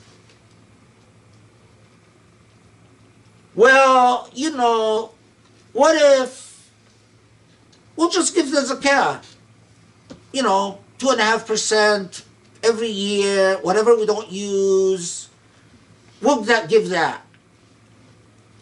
This is a very demanding standard in the second revelation of the Quran. It tells you what Allah's priorities for that religion is. Now, note, this will take us, so just so you see what I'm talking about very clearly. So like if you look at verse 24, so early to your tillage if you would harvest, so they set forth while whispering to one another, no indigent shall come to you therein today. لا يدخلنها عليكم مسكين, that don't allow a poor person to come onto the land. We're canceling our father's policies. And our policies are going to be more efficient for us. And the hell with the poor people. And obviously, you know, it's not that God is telling us, you know, every time you're going to do this, I'm going to burn down your company, or I'm going to burn down your factory, or I'm going to burn down your business, or I'm going to get you fired if you don't give to the poor. Allah is saying a parable. Reflect upon the parable to understand the priorities of the divine. And this will take us to verse 32. So mark the place. That will take us to verse 32. Or actually 33. Shall we stop for Maghrib? Okay, we're going to pray Maghrib. Bismillah ar-Rahman ar-Rahim.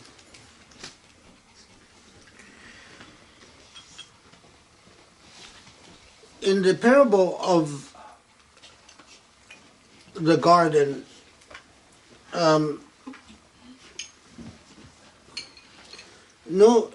this is in verse 25 when Allah subhanahu wa ta'ala says, وَغَدُوا عَلَى حَرْدٍ قَادِرِينَ.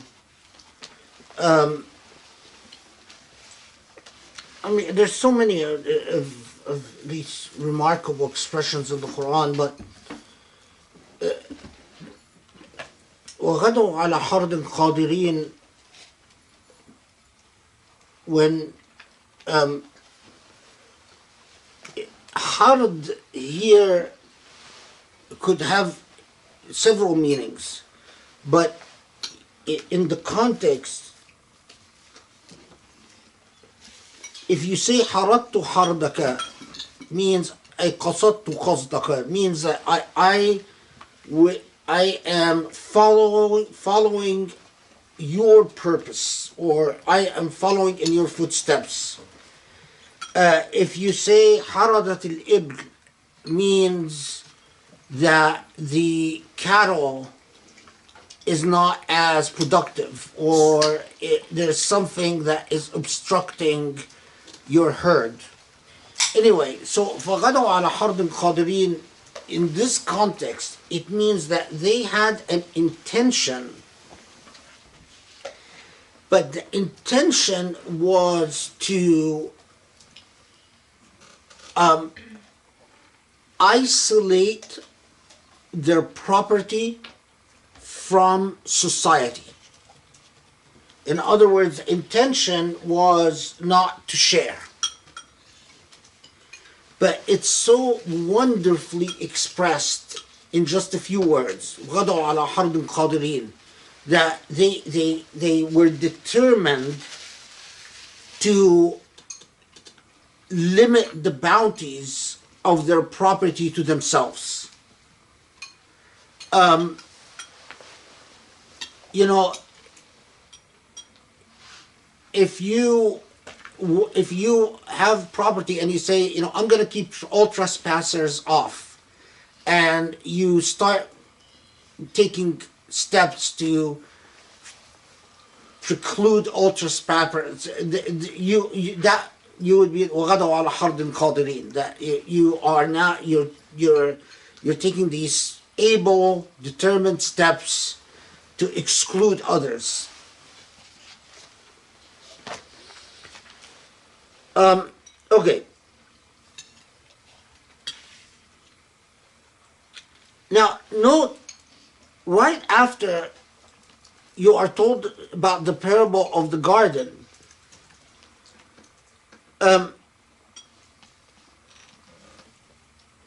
verse 35 and 36 comes and says, أَفَنَجْعَلُ الْمُسْلِمِينَ كَالْمُجْرِمِينَ ما لكم كيف تحكمون.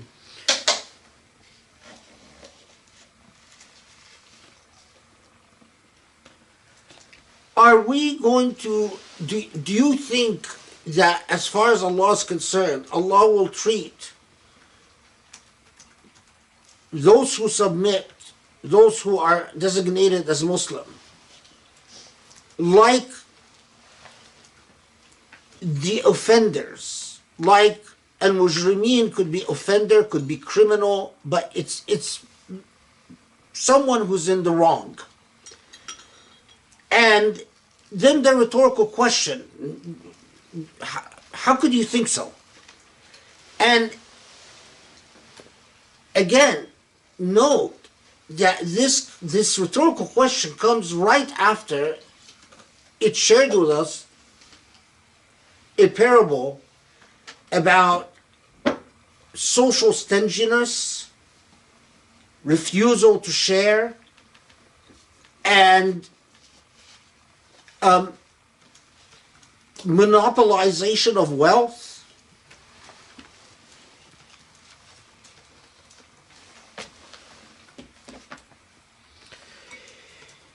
Then the next thing of note is this Quranic expression يوم يكشف عن ساق ويدعون إلى السجود فلا يستطيعون. The study Quran says on the day when the shank is laid bare and they are called to prostrate yet are not able. The reason that this is of note is يوم يكشف عن ساق was the subject of a lot of writing in the Islamic tradition. Yukshaf an saq literally means the day that the legs are exposed. Idiomatically, it means a day of hardship. A kashf an saq is idiomatically used to connote a day of hardship. The reason that this became a subject of a lot of writing in the Islamic tradition is what some commentators refer to as the people of Balkafa. People of Balkafa it connotes the people of Bila Kaif, the people of without how. And the people of without how, or the people of Balkafa, said that the leg that's going to be exposed in the hereafter is God's leg. And then they said, well, don't ask how is God going to expose God's leg.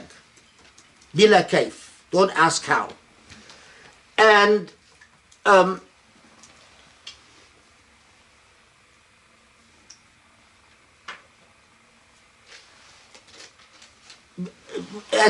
many commentators said that al-mustatirina bil-balkafa, those who use the bila kaif, the doctrine of don't ask how, as an excuse for amorphism.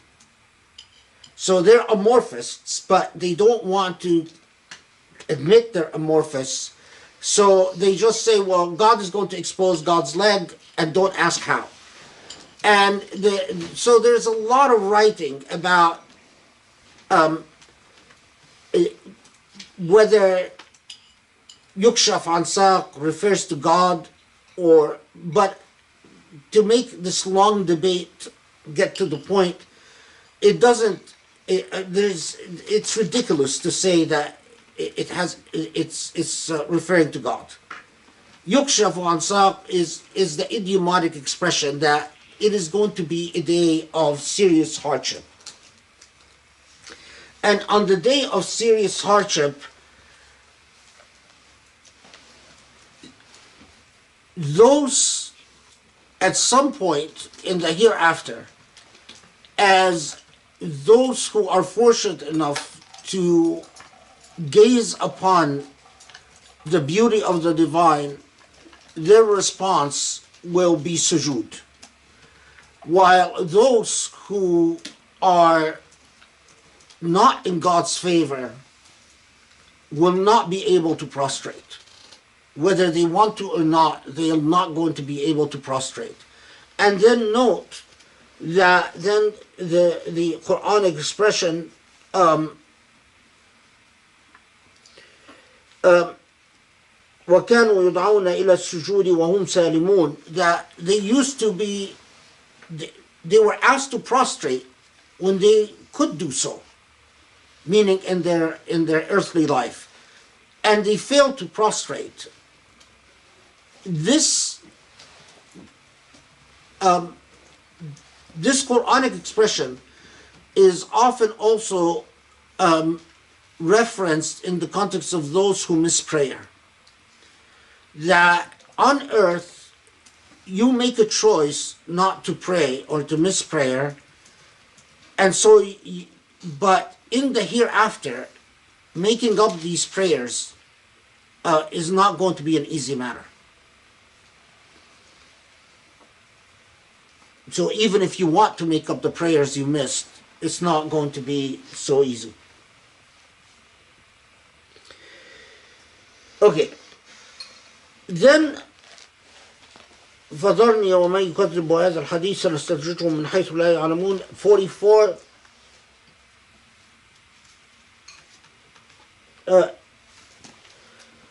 So leave me with those who deny this discourse.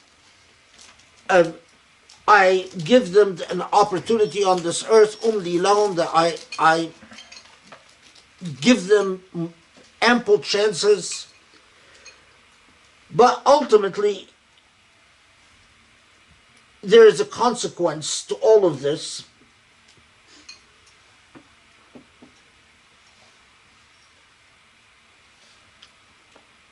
Okay, so then we get to the reference of the companion of the fish, where Allah subhanahu wa ta'ala tells the Prophet, don't be like the companion of the fish. Who's the companion of the fish? Is the Prophet Yunus. And that reference, there are two basic narratives about the Prophet Yunus. Both agree that the Prophet Yunus despaired. But one says that he lived among his people, he preached among his people, and when he finally despairs that his people will ever answer him, he prays that Allah destroys his people as punishment.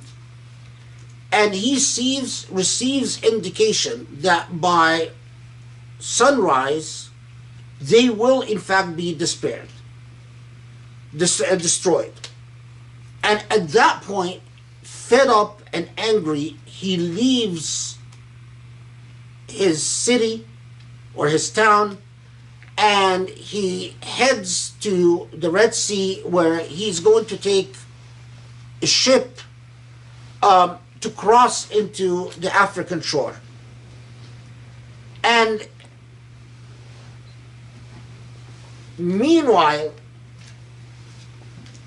he left one of two followers behind. But the Prophet Yunus doesn't know that that follower that he left behind preached and begged his people that morning, and that, lo and behold, his people actually responded to the call of that follower. And so God didn't destroy them. So the Prophet Yunus despaired after, at the very last moment, he said, okay, they're going to be destroyed. I'm going to stop trying. It just, we're just waiting till the morning for them to be destroyed. But his follower, in fact, tried again, and it worked. So that's one narrative. And for that, Allah punishes Yunus by being swallowed by a whale, and the Prophet Yunus utters his famous prayer, La ilaha illa anta subhanak inni kuntu min al-zalimin. La ilaha illa anta subhanak, I was unjust. And Allah responds to that prayer by the whale vomiting him out, and he ends up on an island where he recuperates his health. Another narrative is that the Prophet Yunus didn't despair the day before his people were supposed to be destroyed. He despaired before that. That he preached among his people, and then finally he said there's no use, none of them are responding. He loses his temper and he goes off in the wilderness yelling, there's no point, there's no use, they're foul. And for despairing, God again, same thing, God punishes him, but the difference between the two narratives is whether he despairs the very last minute or he despairs long before the last minute. In either case, it is of great significance that this early on, what does Allah tell the Prophet ﷺ? You have a mission, and despairing is not permitted.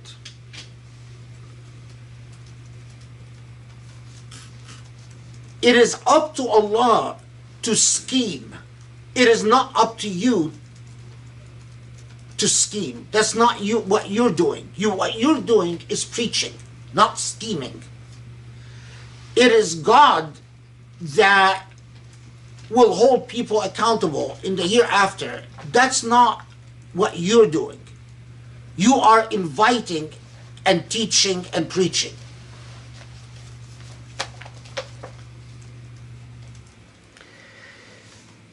Then وَإِنْ يَكَادُ الَّذِينَ كَفَرُوا لِيُزْلِقُونَكَ بِأَبْصَارِهِمْ لما سمعوا الذكر ويقولون إنه لمجنون. Those who believe, the study Quran says, will nigh smite thee down with their glances. What this is talking about, and what this verse, there's always a discussion in the sources after this verse about the evil eye. When they were looking at, they were giving very hateful glances at the Prophet. They were angry when they heard that he is saying that he's a prophet. And they're staring at him. And these stares were of the type that could have actually hurt the Prophet, or is simply God saying that, just don't pay attention to how hatefully they look at you. And make a long discussion short, because this is not the I don't think it's important for us, is that looks, evil eyes can cause a lot of damage. They can hurt, and they can hurt in many different ways.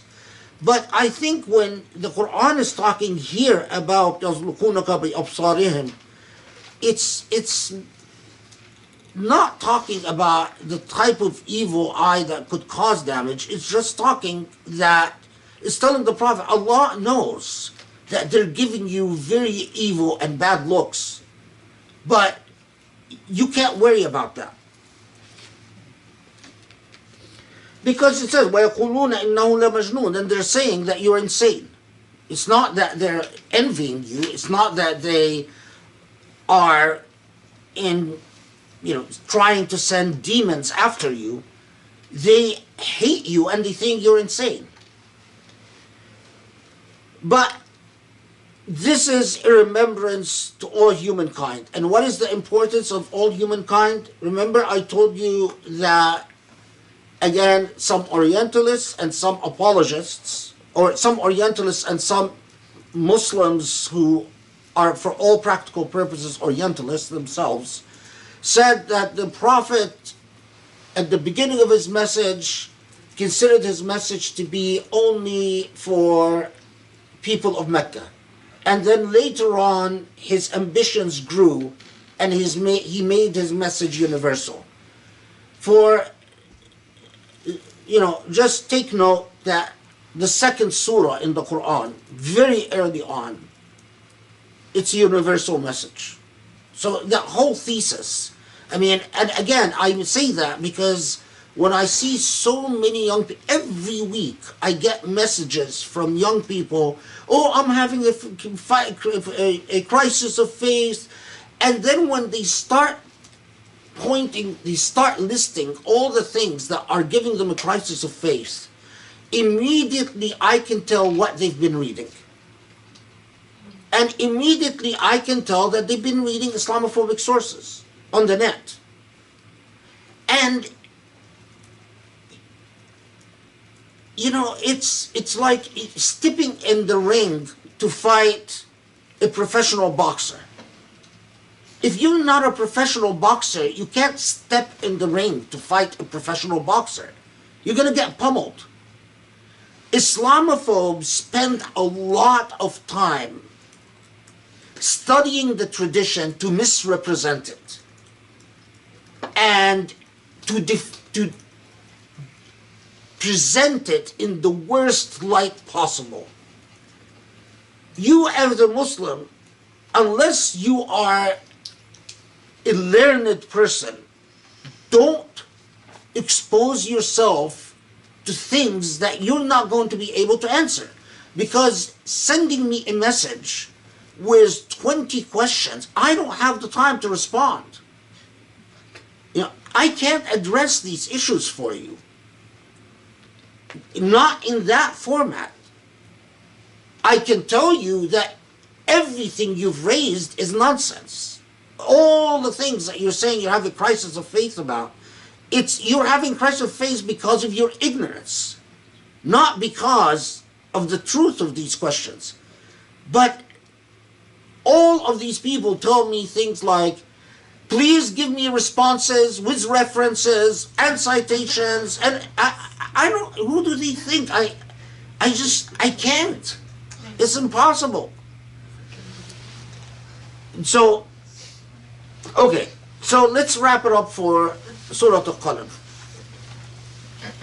Note, again, beginning of the revelation, what Allah flags the intellect and the responsibility of writing, the responsibility of narratives, the responsibility of production of knowledge and preservation of knowledge. When it comes to talking about evidence, Allah rhetorically asked, do you have a book that you're studying? Therefore, signaling that there is a paradigm shift. It is no longer kharq al-'ada, it is no longer the performance of miracles that break the laws of nature that is going to be the evidentiary basis for wrong and right, but it is going to be argument and counter-argument. And at the same time, as we know that the Quran is going to prohibit coercion. So coercion is out, miracles are out, what's left? Argument and counter-argument, evidence and counter-evidence, the maturity of the intellect. And then when it comes to telling us, then it points us immediately to the flags, the most critical things on the past at the beginning of this message, and it is ethics and moral character. And then when it gives an example of what is core to the Islamic message in terms of social ethics, it talks about poverty and sharing wealth.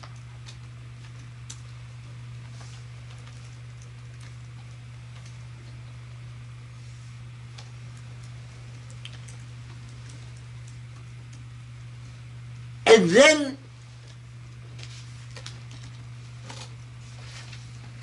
the most important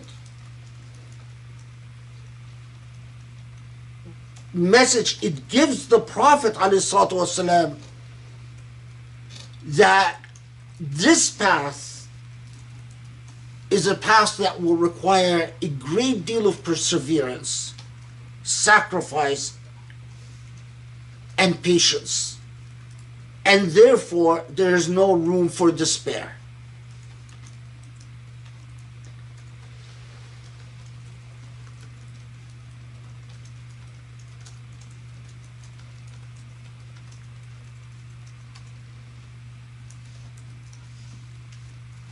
the fact that this is at the very heart of the earliest revelation speaks volumes as to what is core to the Islamic message. What is the entire trajectory of that message? Remarkably, in Surah Al-Qalam, in the modern age, especially in the modern age, somehow does not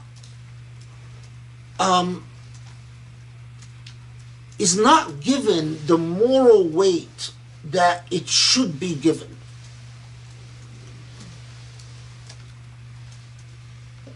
It is, while you find a great deal written about it in the tradition, I've noticed that as we get closer to the modern age, it sort of falls off.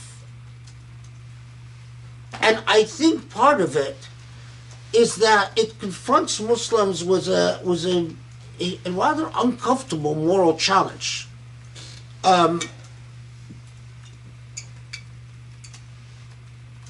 Because if you ponder it and you situate it where it's in its right place in the tradition, it is a thoroughly unsettling surah.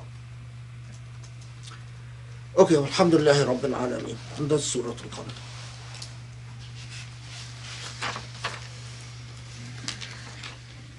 Alhamdulillah, thank you so much. This was incredible as always, and especially for what we do here. You know, I'm so struck by, of course, the obvious parallels of focusing on reflection, reasonableness, thinking, intellect, everything that, you know, that we emphasize here that has been lost. And so just it's so striking, and alhamdulillah, I mean, I honestly like thinking about this as like this is the second surah or second revelation, and that it is forgotten. Like we get criticized for engaging the tradition and thinking about it critically, and you know, oh, they're trying to modernize the tradition. They're trying to, you know, be like open-minded.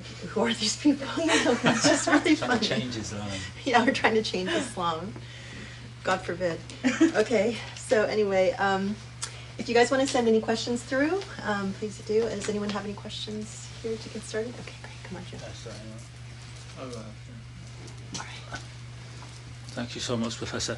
Just to follow up on Grace, I feel like this was a real Usuli Institute surah. Intellect, applied ethics, forgotten in the modern age. Two questions. Can I ask you? I've got two questions. Are they related? No. Okay, I'll ask the first one. Yes, it's okay. The idea of you know, stick to principles and don't compromise. Is there a difference between compromising and being compromised? Because I know how you say, you know, any movement that falls into pragmatism and, you know, will fail. But I mean, when I look at like Sunnatullah, Allah himself clearly accommodates realities that are not preferable to him. Alcohol, you know, that was gradual. Polygamy, the preference is clearly for monogamy. Slavery. So in terms of like applying this today, how do we accommodate realities we do not like without being compromised? Is that compromising but not being compromised? Yeah, I mean, that's a really good point. Can you paraphrase the question? I mean, the question is, Joe's saying, you know, is there a difference between compromising and being compromised? Because yes, the Islamic message on the one hand shows a great I mean, it is a pragmatic message in the way it approached the prohibition of alcohol, and the way it approached things like slavery, and the way it approached a variety of instrumentalities of law, especially.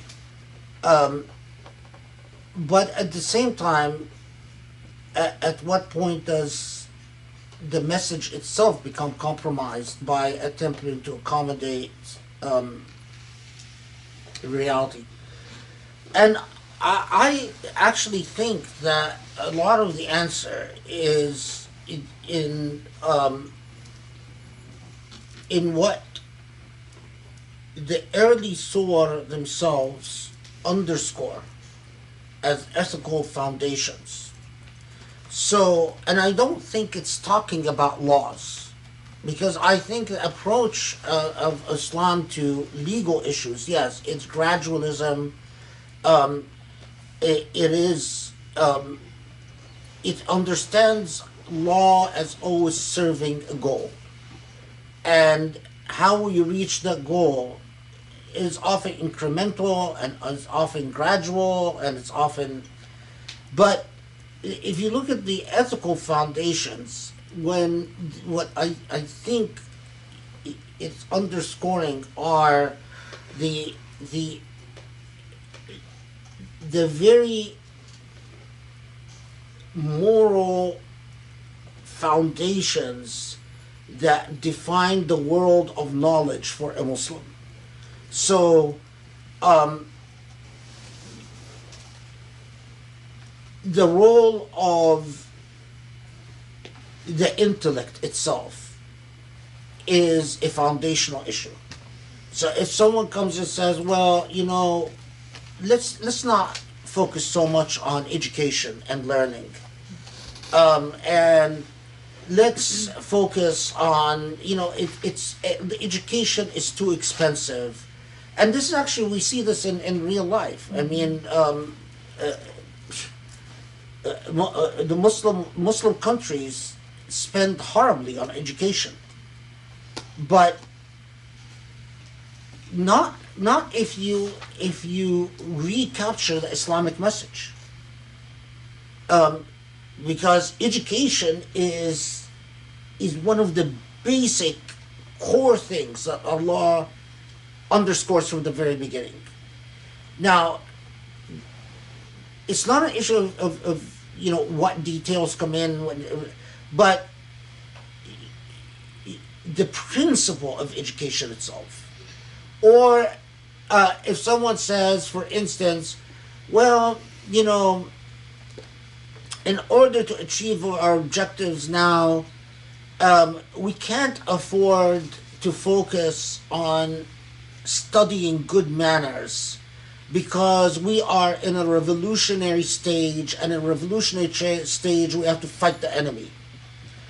It's one thing to argue, to debate about what would count as a principle of mercy as applied in one context or another.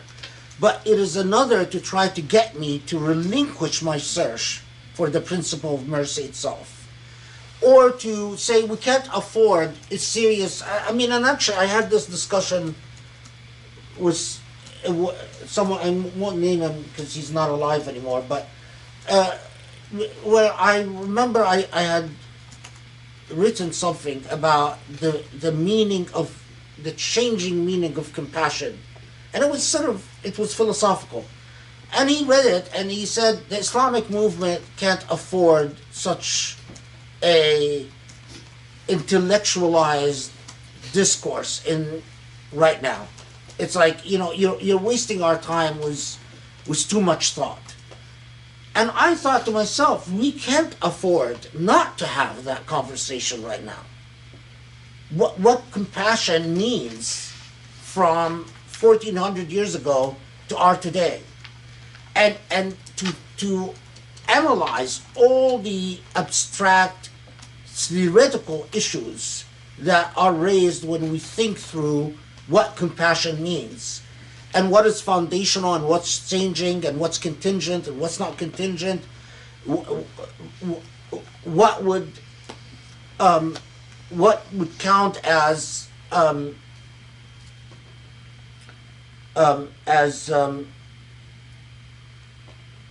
blanked out on the word I'm looking for, but anyway, contingent morality. Does anyone remember? Applied ethics. Yeah, but there's a word was on the tip of my mind. Well, that's Diversity. No. that's what I was thinking. Yeah. Anyway, okay, doesn't matter. Similarly, this whole parable of the garden, I think of that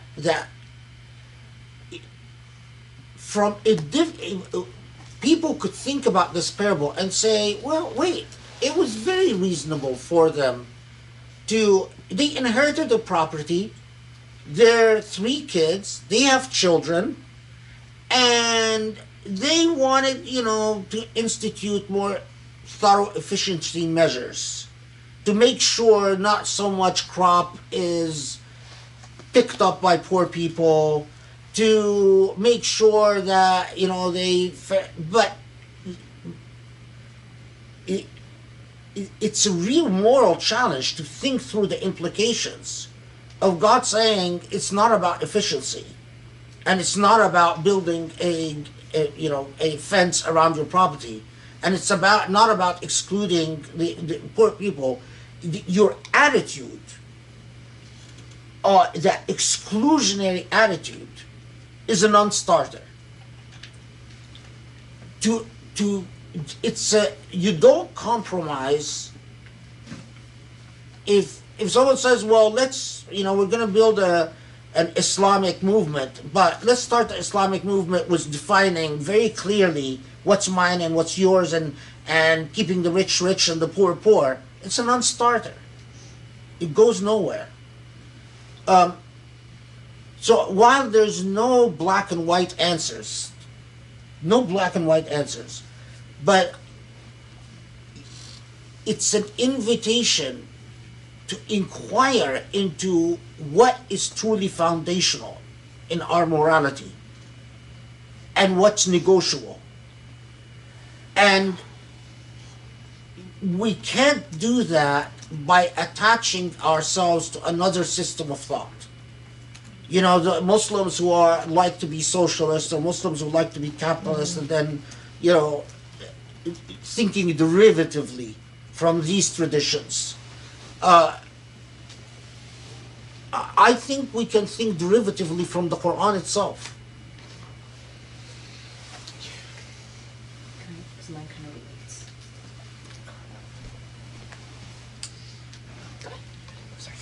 Thank you. First, thank you so much. I just want to echo what Grace said earlier. I mean, this was incredible, as usual, of course. But my question is kind of similar to Joe's, kind of on this notion of compromising. So you mentioned with the parable of the garden, how maybe those gardeners thought, after we're gonna stop giving, the extra fruit to the poor people, and maybe we'll just throw like a big feast and call it a day, khalas. How would you see this, I guess, manifesting in today when it comes to, for example, foreign policy / national security, or criminal justice reform? And then what would you say, I know it's a very broad question, but, and then what would you say is kind of like the methods to kind of counter this? I know you just said, a lot of Muslims you see kind of going this route of just adopting these new movements like socialism and whatnot, but what do you think about tactics of boycotting, for example, or abolition, so on and so forth, to counter how this similar notion of compromising might manifest today?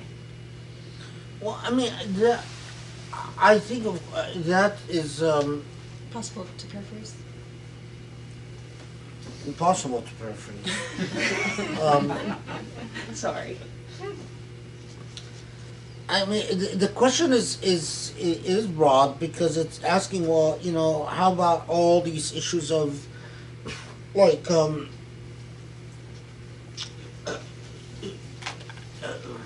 the different tactics that are used to resist inequity, whether it's boycotting or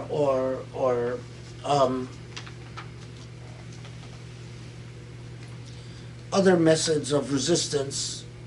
But I think that could be a study. It's not a response. It requires, many studies. But here's the thing, and maybe that brings us closer to to what is at the heart of what we're talking about. In the Torah and in the Talmud, there are similar parables, in my opinion, none as sophisticated as this parable. But there are similar parables in the Torah and the Talmud about ownership, about giving, about generosity. I've read so many philosophical discourses in the Jewish tradition about every parable found in the Talmud and the Torah. I mean, just, I can't think of a single parable that doesn't have the school of thought of this rabbinic figure, and the school of thought of that rabbinic figure, and the school of thought of that rabbinic figure, and school of thought of... Now you come to the Islamic parables, and there is an unbelievable impoverishment. There is the classical tradition that discussed it within the epistemological frameworks of their day and age, but then you come to basically the 15th century, Hijra, and then you hit just complete dryness. So maybe, so we're talking about,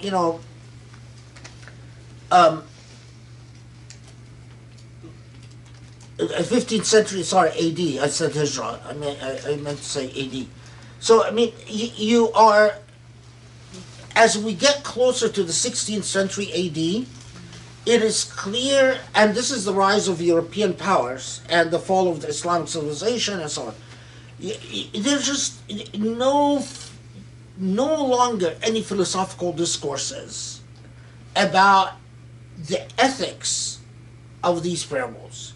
So, what do they mean for modern methods of fighting for justice?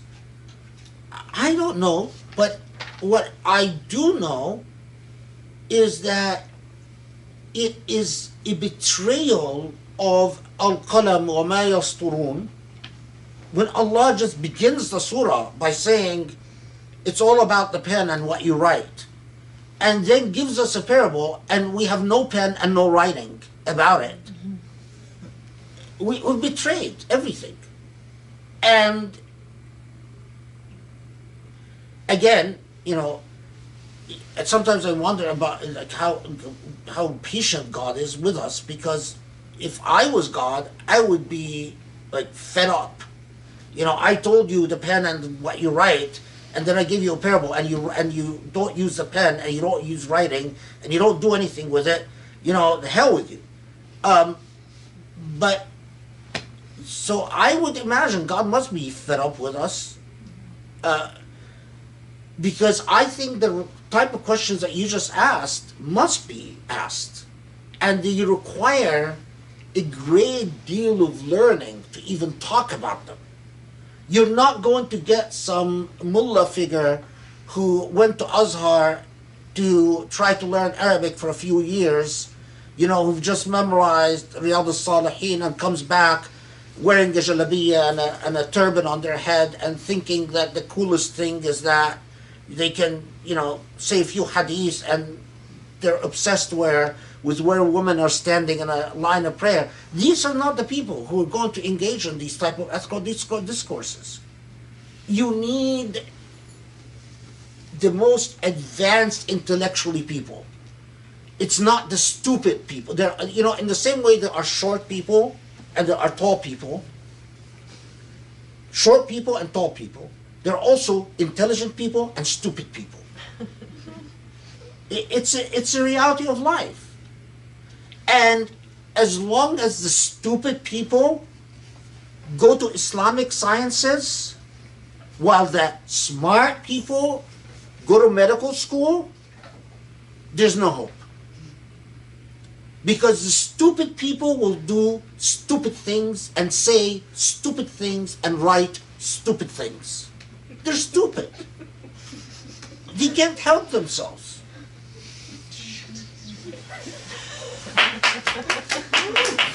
Let's get that on Instagram, yalla.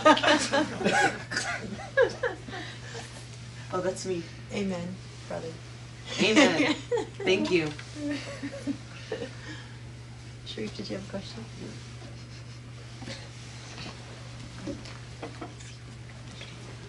Well, what was the what impact did this surah have on Muslims, either that had already converted or that were about to convert, and also what impact and reaction did it have on the elite this very early period? That's a good question. The Repeat the question. what impact did this surah have in the context? I mean, what is remarkable is that if Allah, I mean, it was a surah that got the elite of Quraysh became sworn enemies of the Prophet right away. Sworn enemies because of because of the reference to the Prophet as a man of great ethical character, because of the description of people who are vulgar and loud and unkind, and there are all these discussions about, is it referring to Abu Jahl, is it referring to this person, is it referring to because these were the Meccans themselves were saying, what is it? Are you talking about me? Are you talking about you? Oh, this is a reference to me, and so they became animostic and hostile to the Prophet. And the parable of the garden, clearly Mecca took this as not an implied but an actual explicit criticism of their financial affairs. Are you saying that the poor are entitled to share our wealth? And so we have a lot of this. And so, subhanAllah, that the second surah of Revelation, if Allah, I mean, the only thing that Allah could have given the Prophet that would have made the Meccans more hostile is to just call them a bunch of names. This was not a surah that was going to earn him any friends among the Meccan elite. The other thing is, we don't, because the Islamic message was secret at the beginning, we don't know much about the internal discussions of Muslims about Surah Al-Qalam in the first few years. But we know that Surah Al-Qalam becomes one of the most cited surah a few centuries later, in the massive translation movement put together by Muslims, where they started translating the works of Greek philosophers and Greek scientists and Greek mathematicians and the Persian tradition, and they become a sponge. The Bayt al-Hikmah, there's even a report that I have not been able to verify that Bayt al-Hikmah in Baghdad had inscribed at the entrance, Noon wal qalam wa ma yasturun. So it played a cultural role that is to get this new civilization excited about the idea of learning.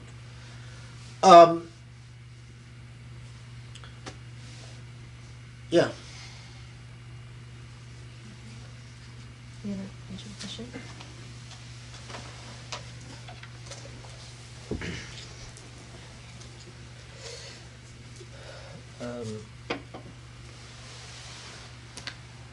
So there's a few things in the surah that I'm trying to reconcile with the fact that this is a very early revelation and before the public preaching.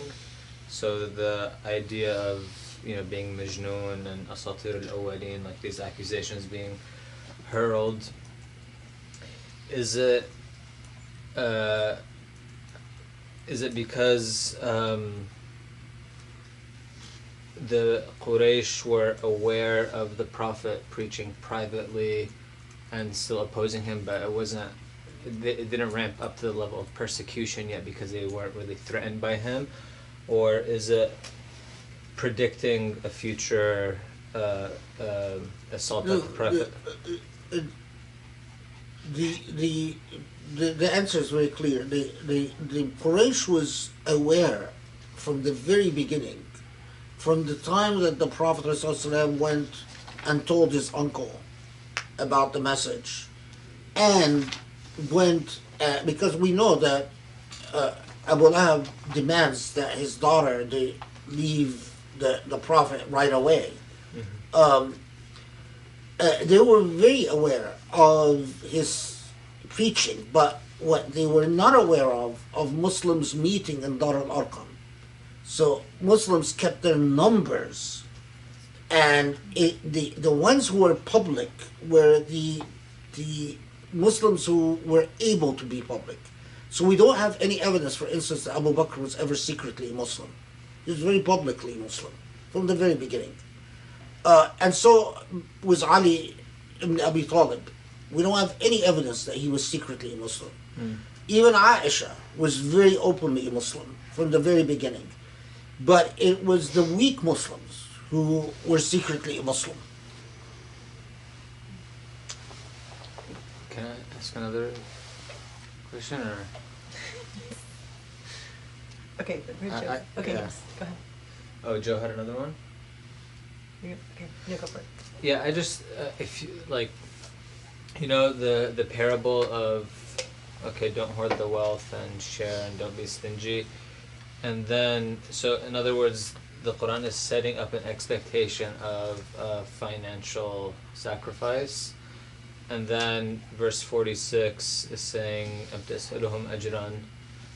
That, so, I mean, I think I understand what this is asking, what's that asking, but I don't know if there's more light to be shed on that. No, I mean, you don't ask it. You're not asking them for a financial reward, but the parable speaks for itself because it's not a parable about what you're paying the Prophet. It's a parable about وَلَا يَدْخُلَنَّ عَلَيْكُمْ مِسْكِينٌ, that you're not going to share with poor people. So they're talking about two different things. Okay. Any other? Okay.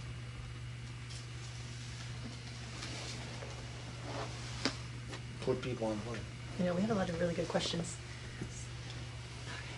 Thank you so much. Again, this chapter is very strange compared to many of the other earlier chapters in which we've studied. It's like very, very philosophically advanced, and it seems that the order in which it's presenting this material is very significant. You said that the intellect and the knowledge first in a personal sense, which then immediately then followed by personal ethics and moral in a personal sense, which then leads to construction of a ethical and moral society, that you cannot get to that end result but for going through this in a very systematic sense. Is that correct? And also, if it is, then I was thinking about the same thing that Rami was thinking about in verse 2, where it's talking about insanity.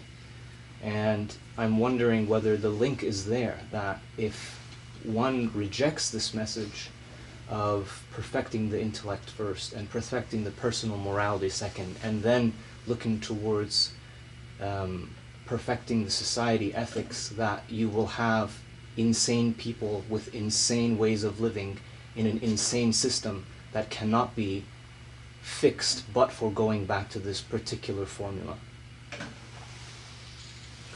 The question is that there's the surah is philosophically advanced, and I think that's why it's sort of um, its greater impact is, I would say, even not until the Abbasid period. So a whole century passes before we see the greatest impact of the surah. But anyway, at first the call for the intellect, personal ethics, and social ethics, and what Shahan is saying, well, is there a meaning here that that if you fail in this process, that if you don't pay attention to the intellect and ethics and social ethics, that in fact what what besets you is insanity. In the tradition itself, they don't talk about that what besets you is insanity, but they relate the failure to understand the role of the intellect, the failure to be responsible about the art of writing, what you write and how you write it, adab al-kitab. And that's why, by the way, why a lot of why Muslims, this whole literary genre of adab al-katib and adab al-khitab and how you write people, and which Muslims produce some very beautiful things. Anyone that reads Subh al-Asha, struck by, they turned writing into a moral enterprise, into sort of an ethical enterprise. There's a proper way to greet people, there's a proper way to end writing, there's a proper way to talk about, even when what we call the dibaja. A lot of modern Muslims don't understand why the dibaja, and they think it's annoying. When you say, go on and say, amma ba'd. And a lot of modern Muslims think that, oh, what's the point of this? Well, the point of this is actually an ethical enterprise. It's a part of an ethical engagement that they thought writing must be anchored in.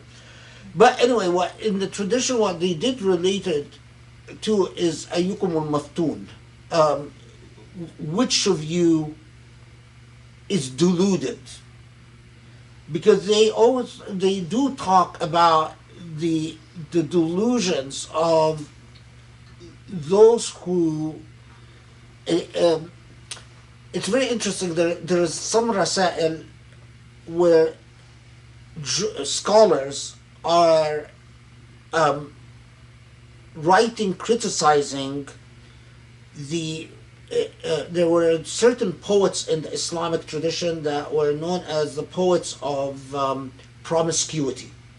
These were poets that would write about drinking alcohol and having sex, basically. That's all they wrote about. And there's some rasail where these scholars are trying to convince people why it's wrong to use your poetry to describe that. You would expect that they're going to say, well, alcohol is haram, and you're going to go to hell. But actually, they spent a lot of time talking about the immorality of using words in this way. That they're betraying the functions for which God gave humans the ability to use words, and especially one of the objections that were often is that, well, a lot of these poets don't necessarily get drunk or have sex, they just write about it, but they don't do it. And so the idea was, why is that a betrayal of the ethics of speech? Which is very fascinating if you understand it in its not insanity, but the idea of delusions of, so that's what they write about. I haven't thought about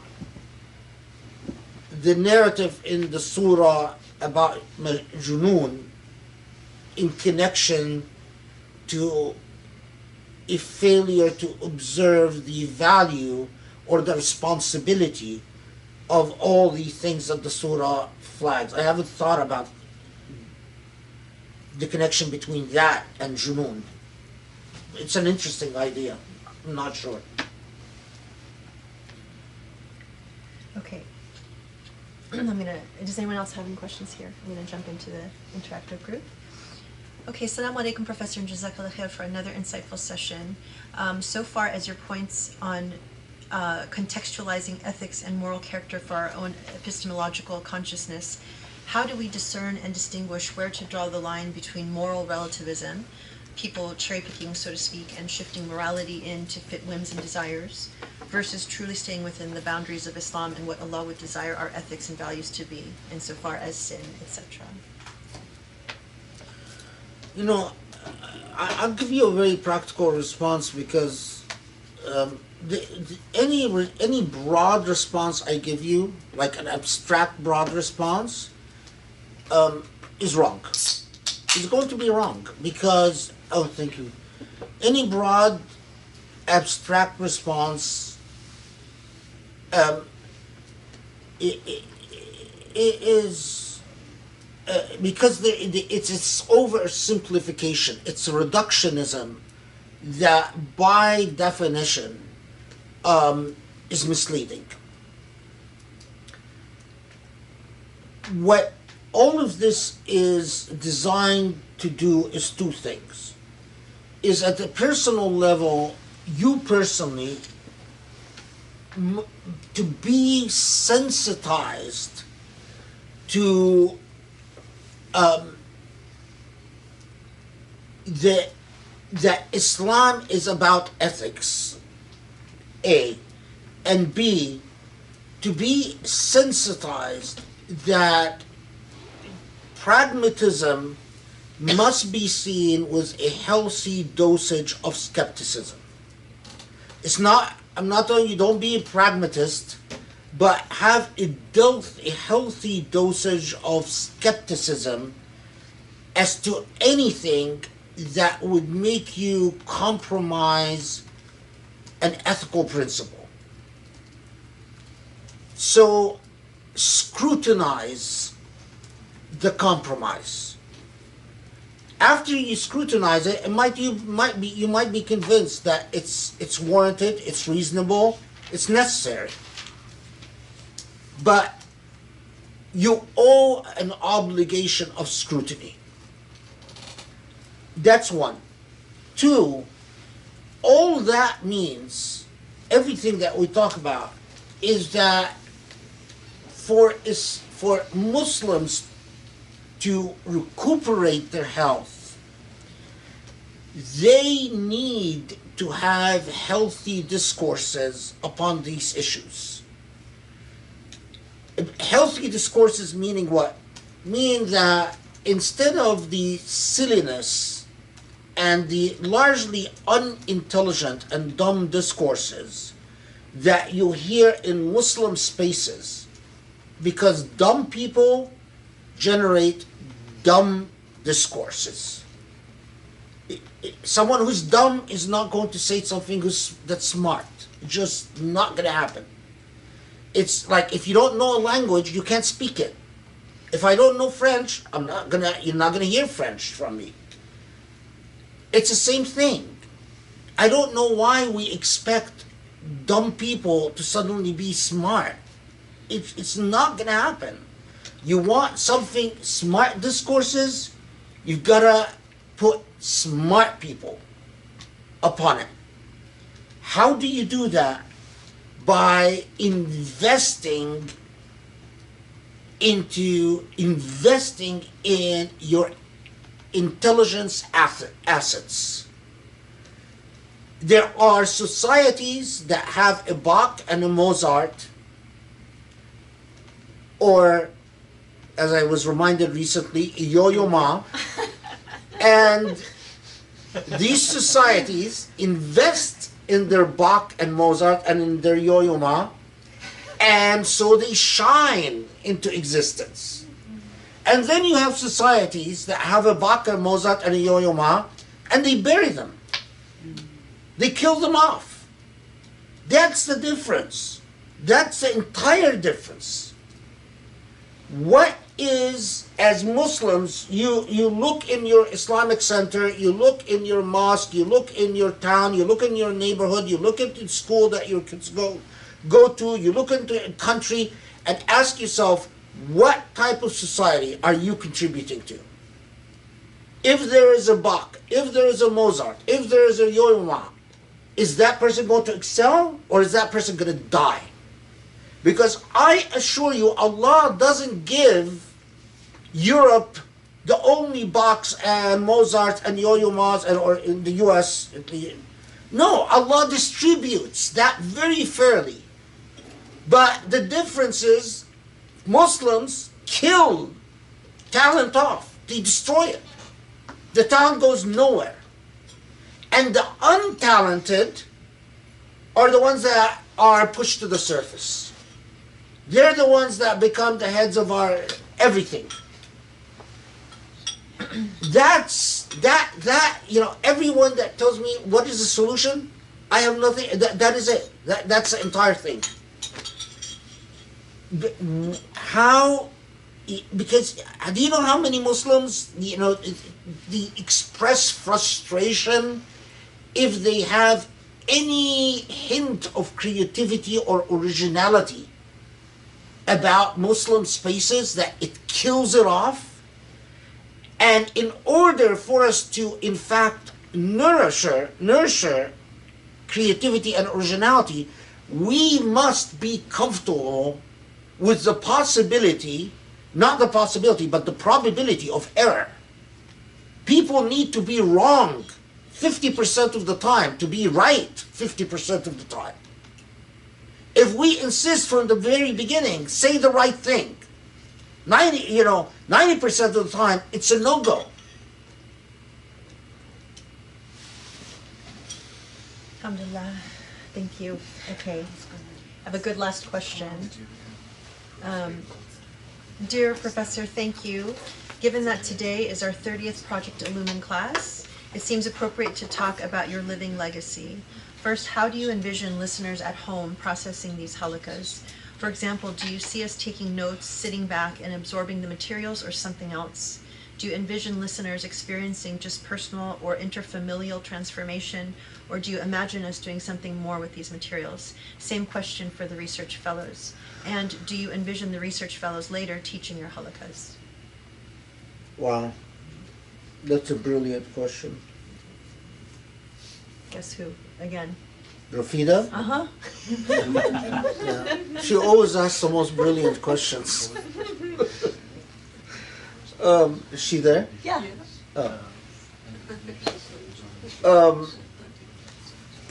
Yeah. No, I mean, listen, all teachers have in their heart, you are a teacher. The inheritors of a teacher are their books, but even more than important than their books are their students. And so, yeah, the material, in the immediate sense, I'm hoping that people do undergo personal transformations. Yes, to improve their personal lives, to become better Muslims, to become better family members, to become better community members, to understand that Islam is about service and that Islam is about giving, that you understand, that you don't think of your life as simply I live once and I die and that's it, but that I give and I serve because there is a hereafter, and that the real life is the life that comes in the hereafter. And that I am investing for my hereafter, and my investment is to serve and to give. And for a Muslim, to value knowledge and to value wisdom and to value study. And I'm hoping that that would reflect in the way you raise your children and in the way you invest in your children. Maybe if you're a teacher, in the way you approach your job. If you're maybe in the decision to become a scholar or not to become a scholar, all of that. These are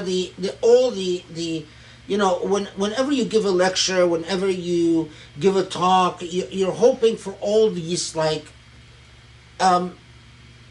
little sprouts.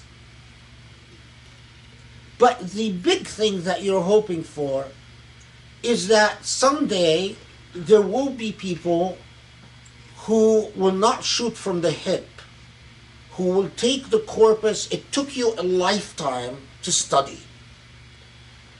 Many, many, many years of keeping your mouth shut, hiding somewhere away from the public's eye, reading and reading and reading, studying and studying and studying. Took you many, many years. You read thousands of books, listened to thousands of lectures. The brain is a remarkable thing.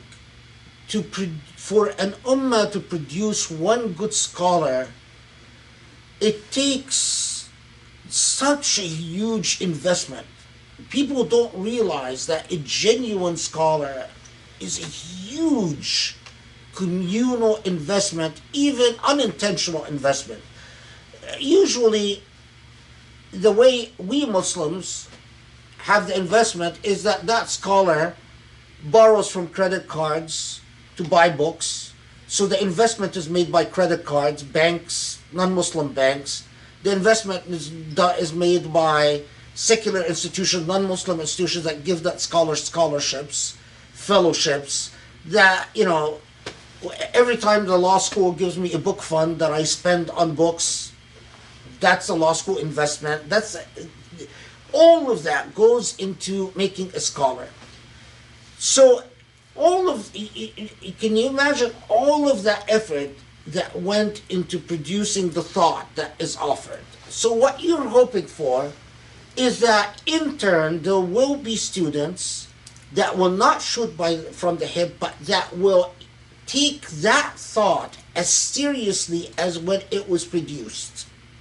So they will spend countless hours studying that thought, tracing that thought, analyzing that thought, because we build incrementally on each other.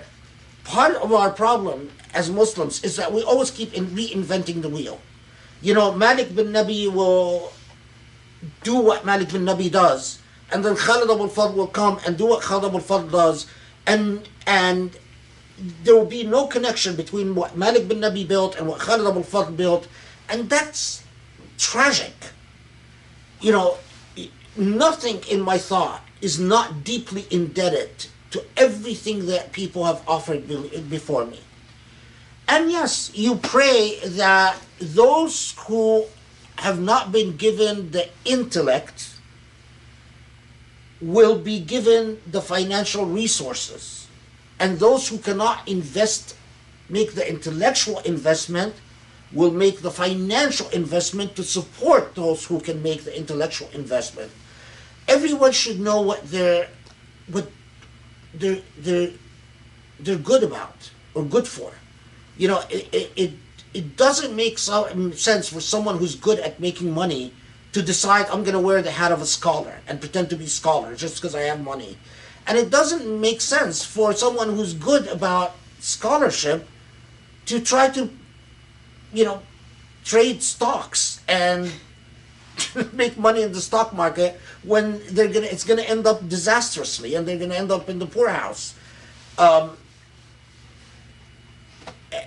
Division of labor in every sense of the word. And I'm hoping that there will be a class of students that will take the thought and develop it in so many different ways that it will, it will spark something. But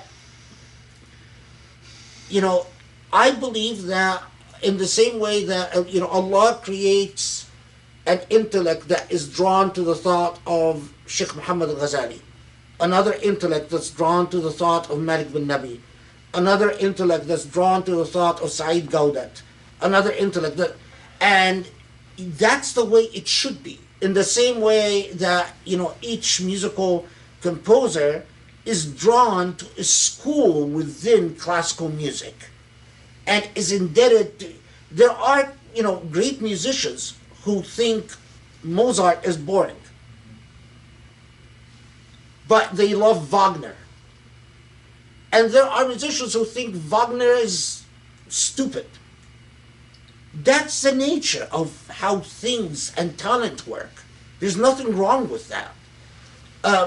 But we Muslims continue to not take Islam very seriously because we allow the least intelligent to go into Islamic studies. We leave Islamic studies to the least gifted and the least intelligent, to the losers in society. It's like, losers come to Islamic studies. Anyone who's not a loser, do something else. Amen. I think that's a great way to end. Thank you so much for another brilliant, absolutely brilliant session.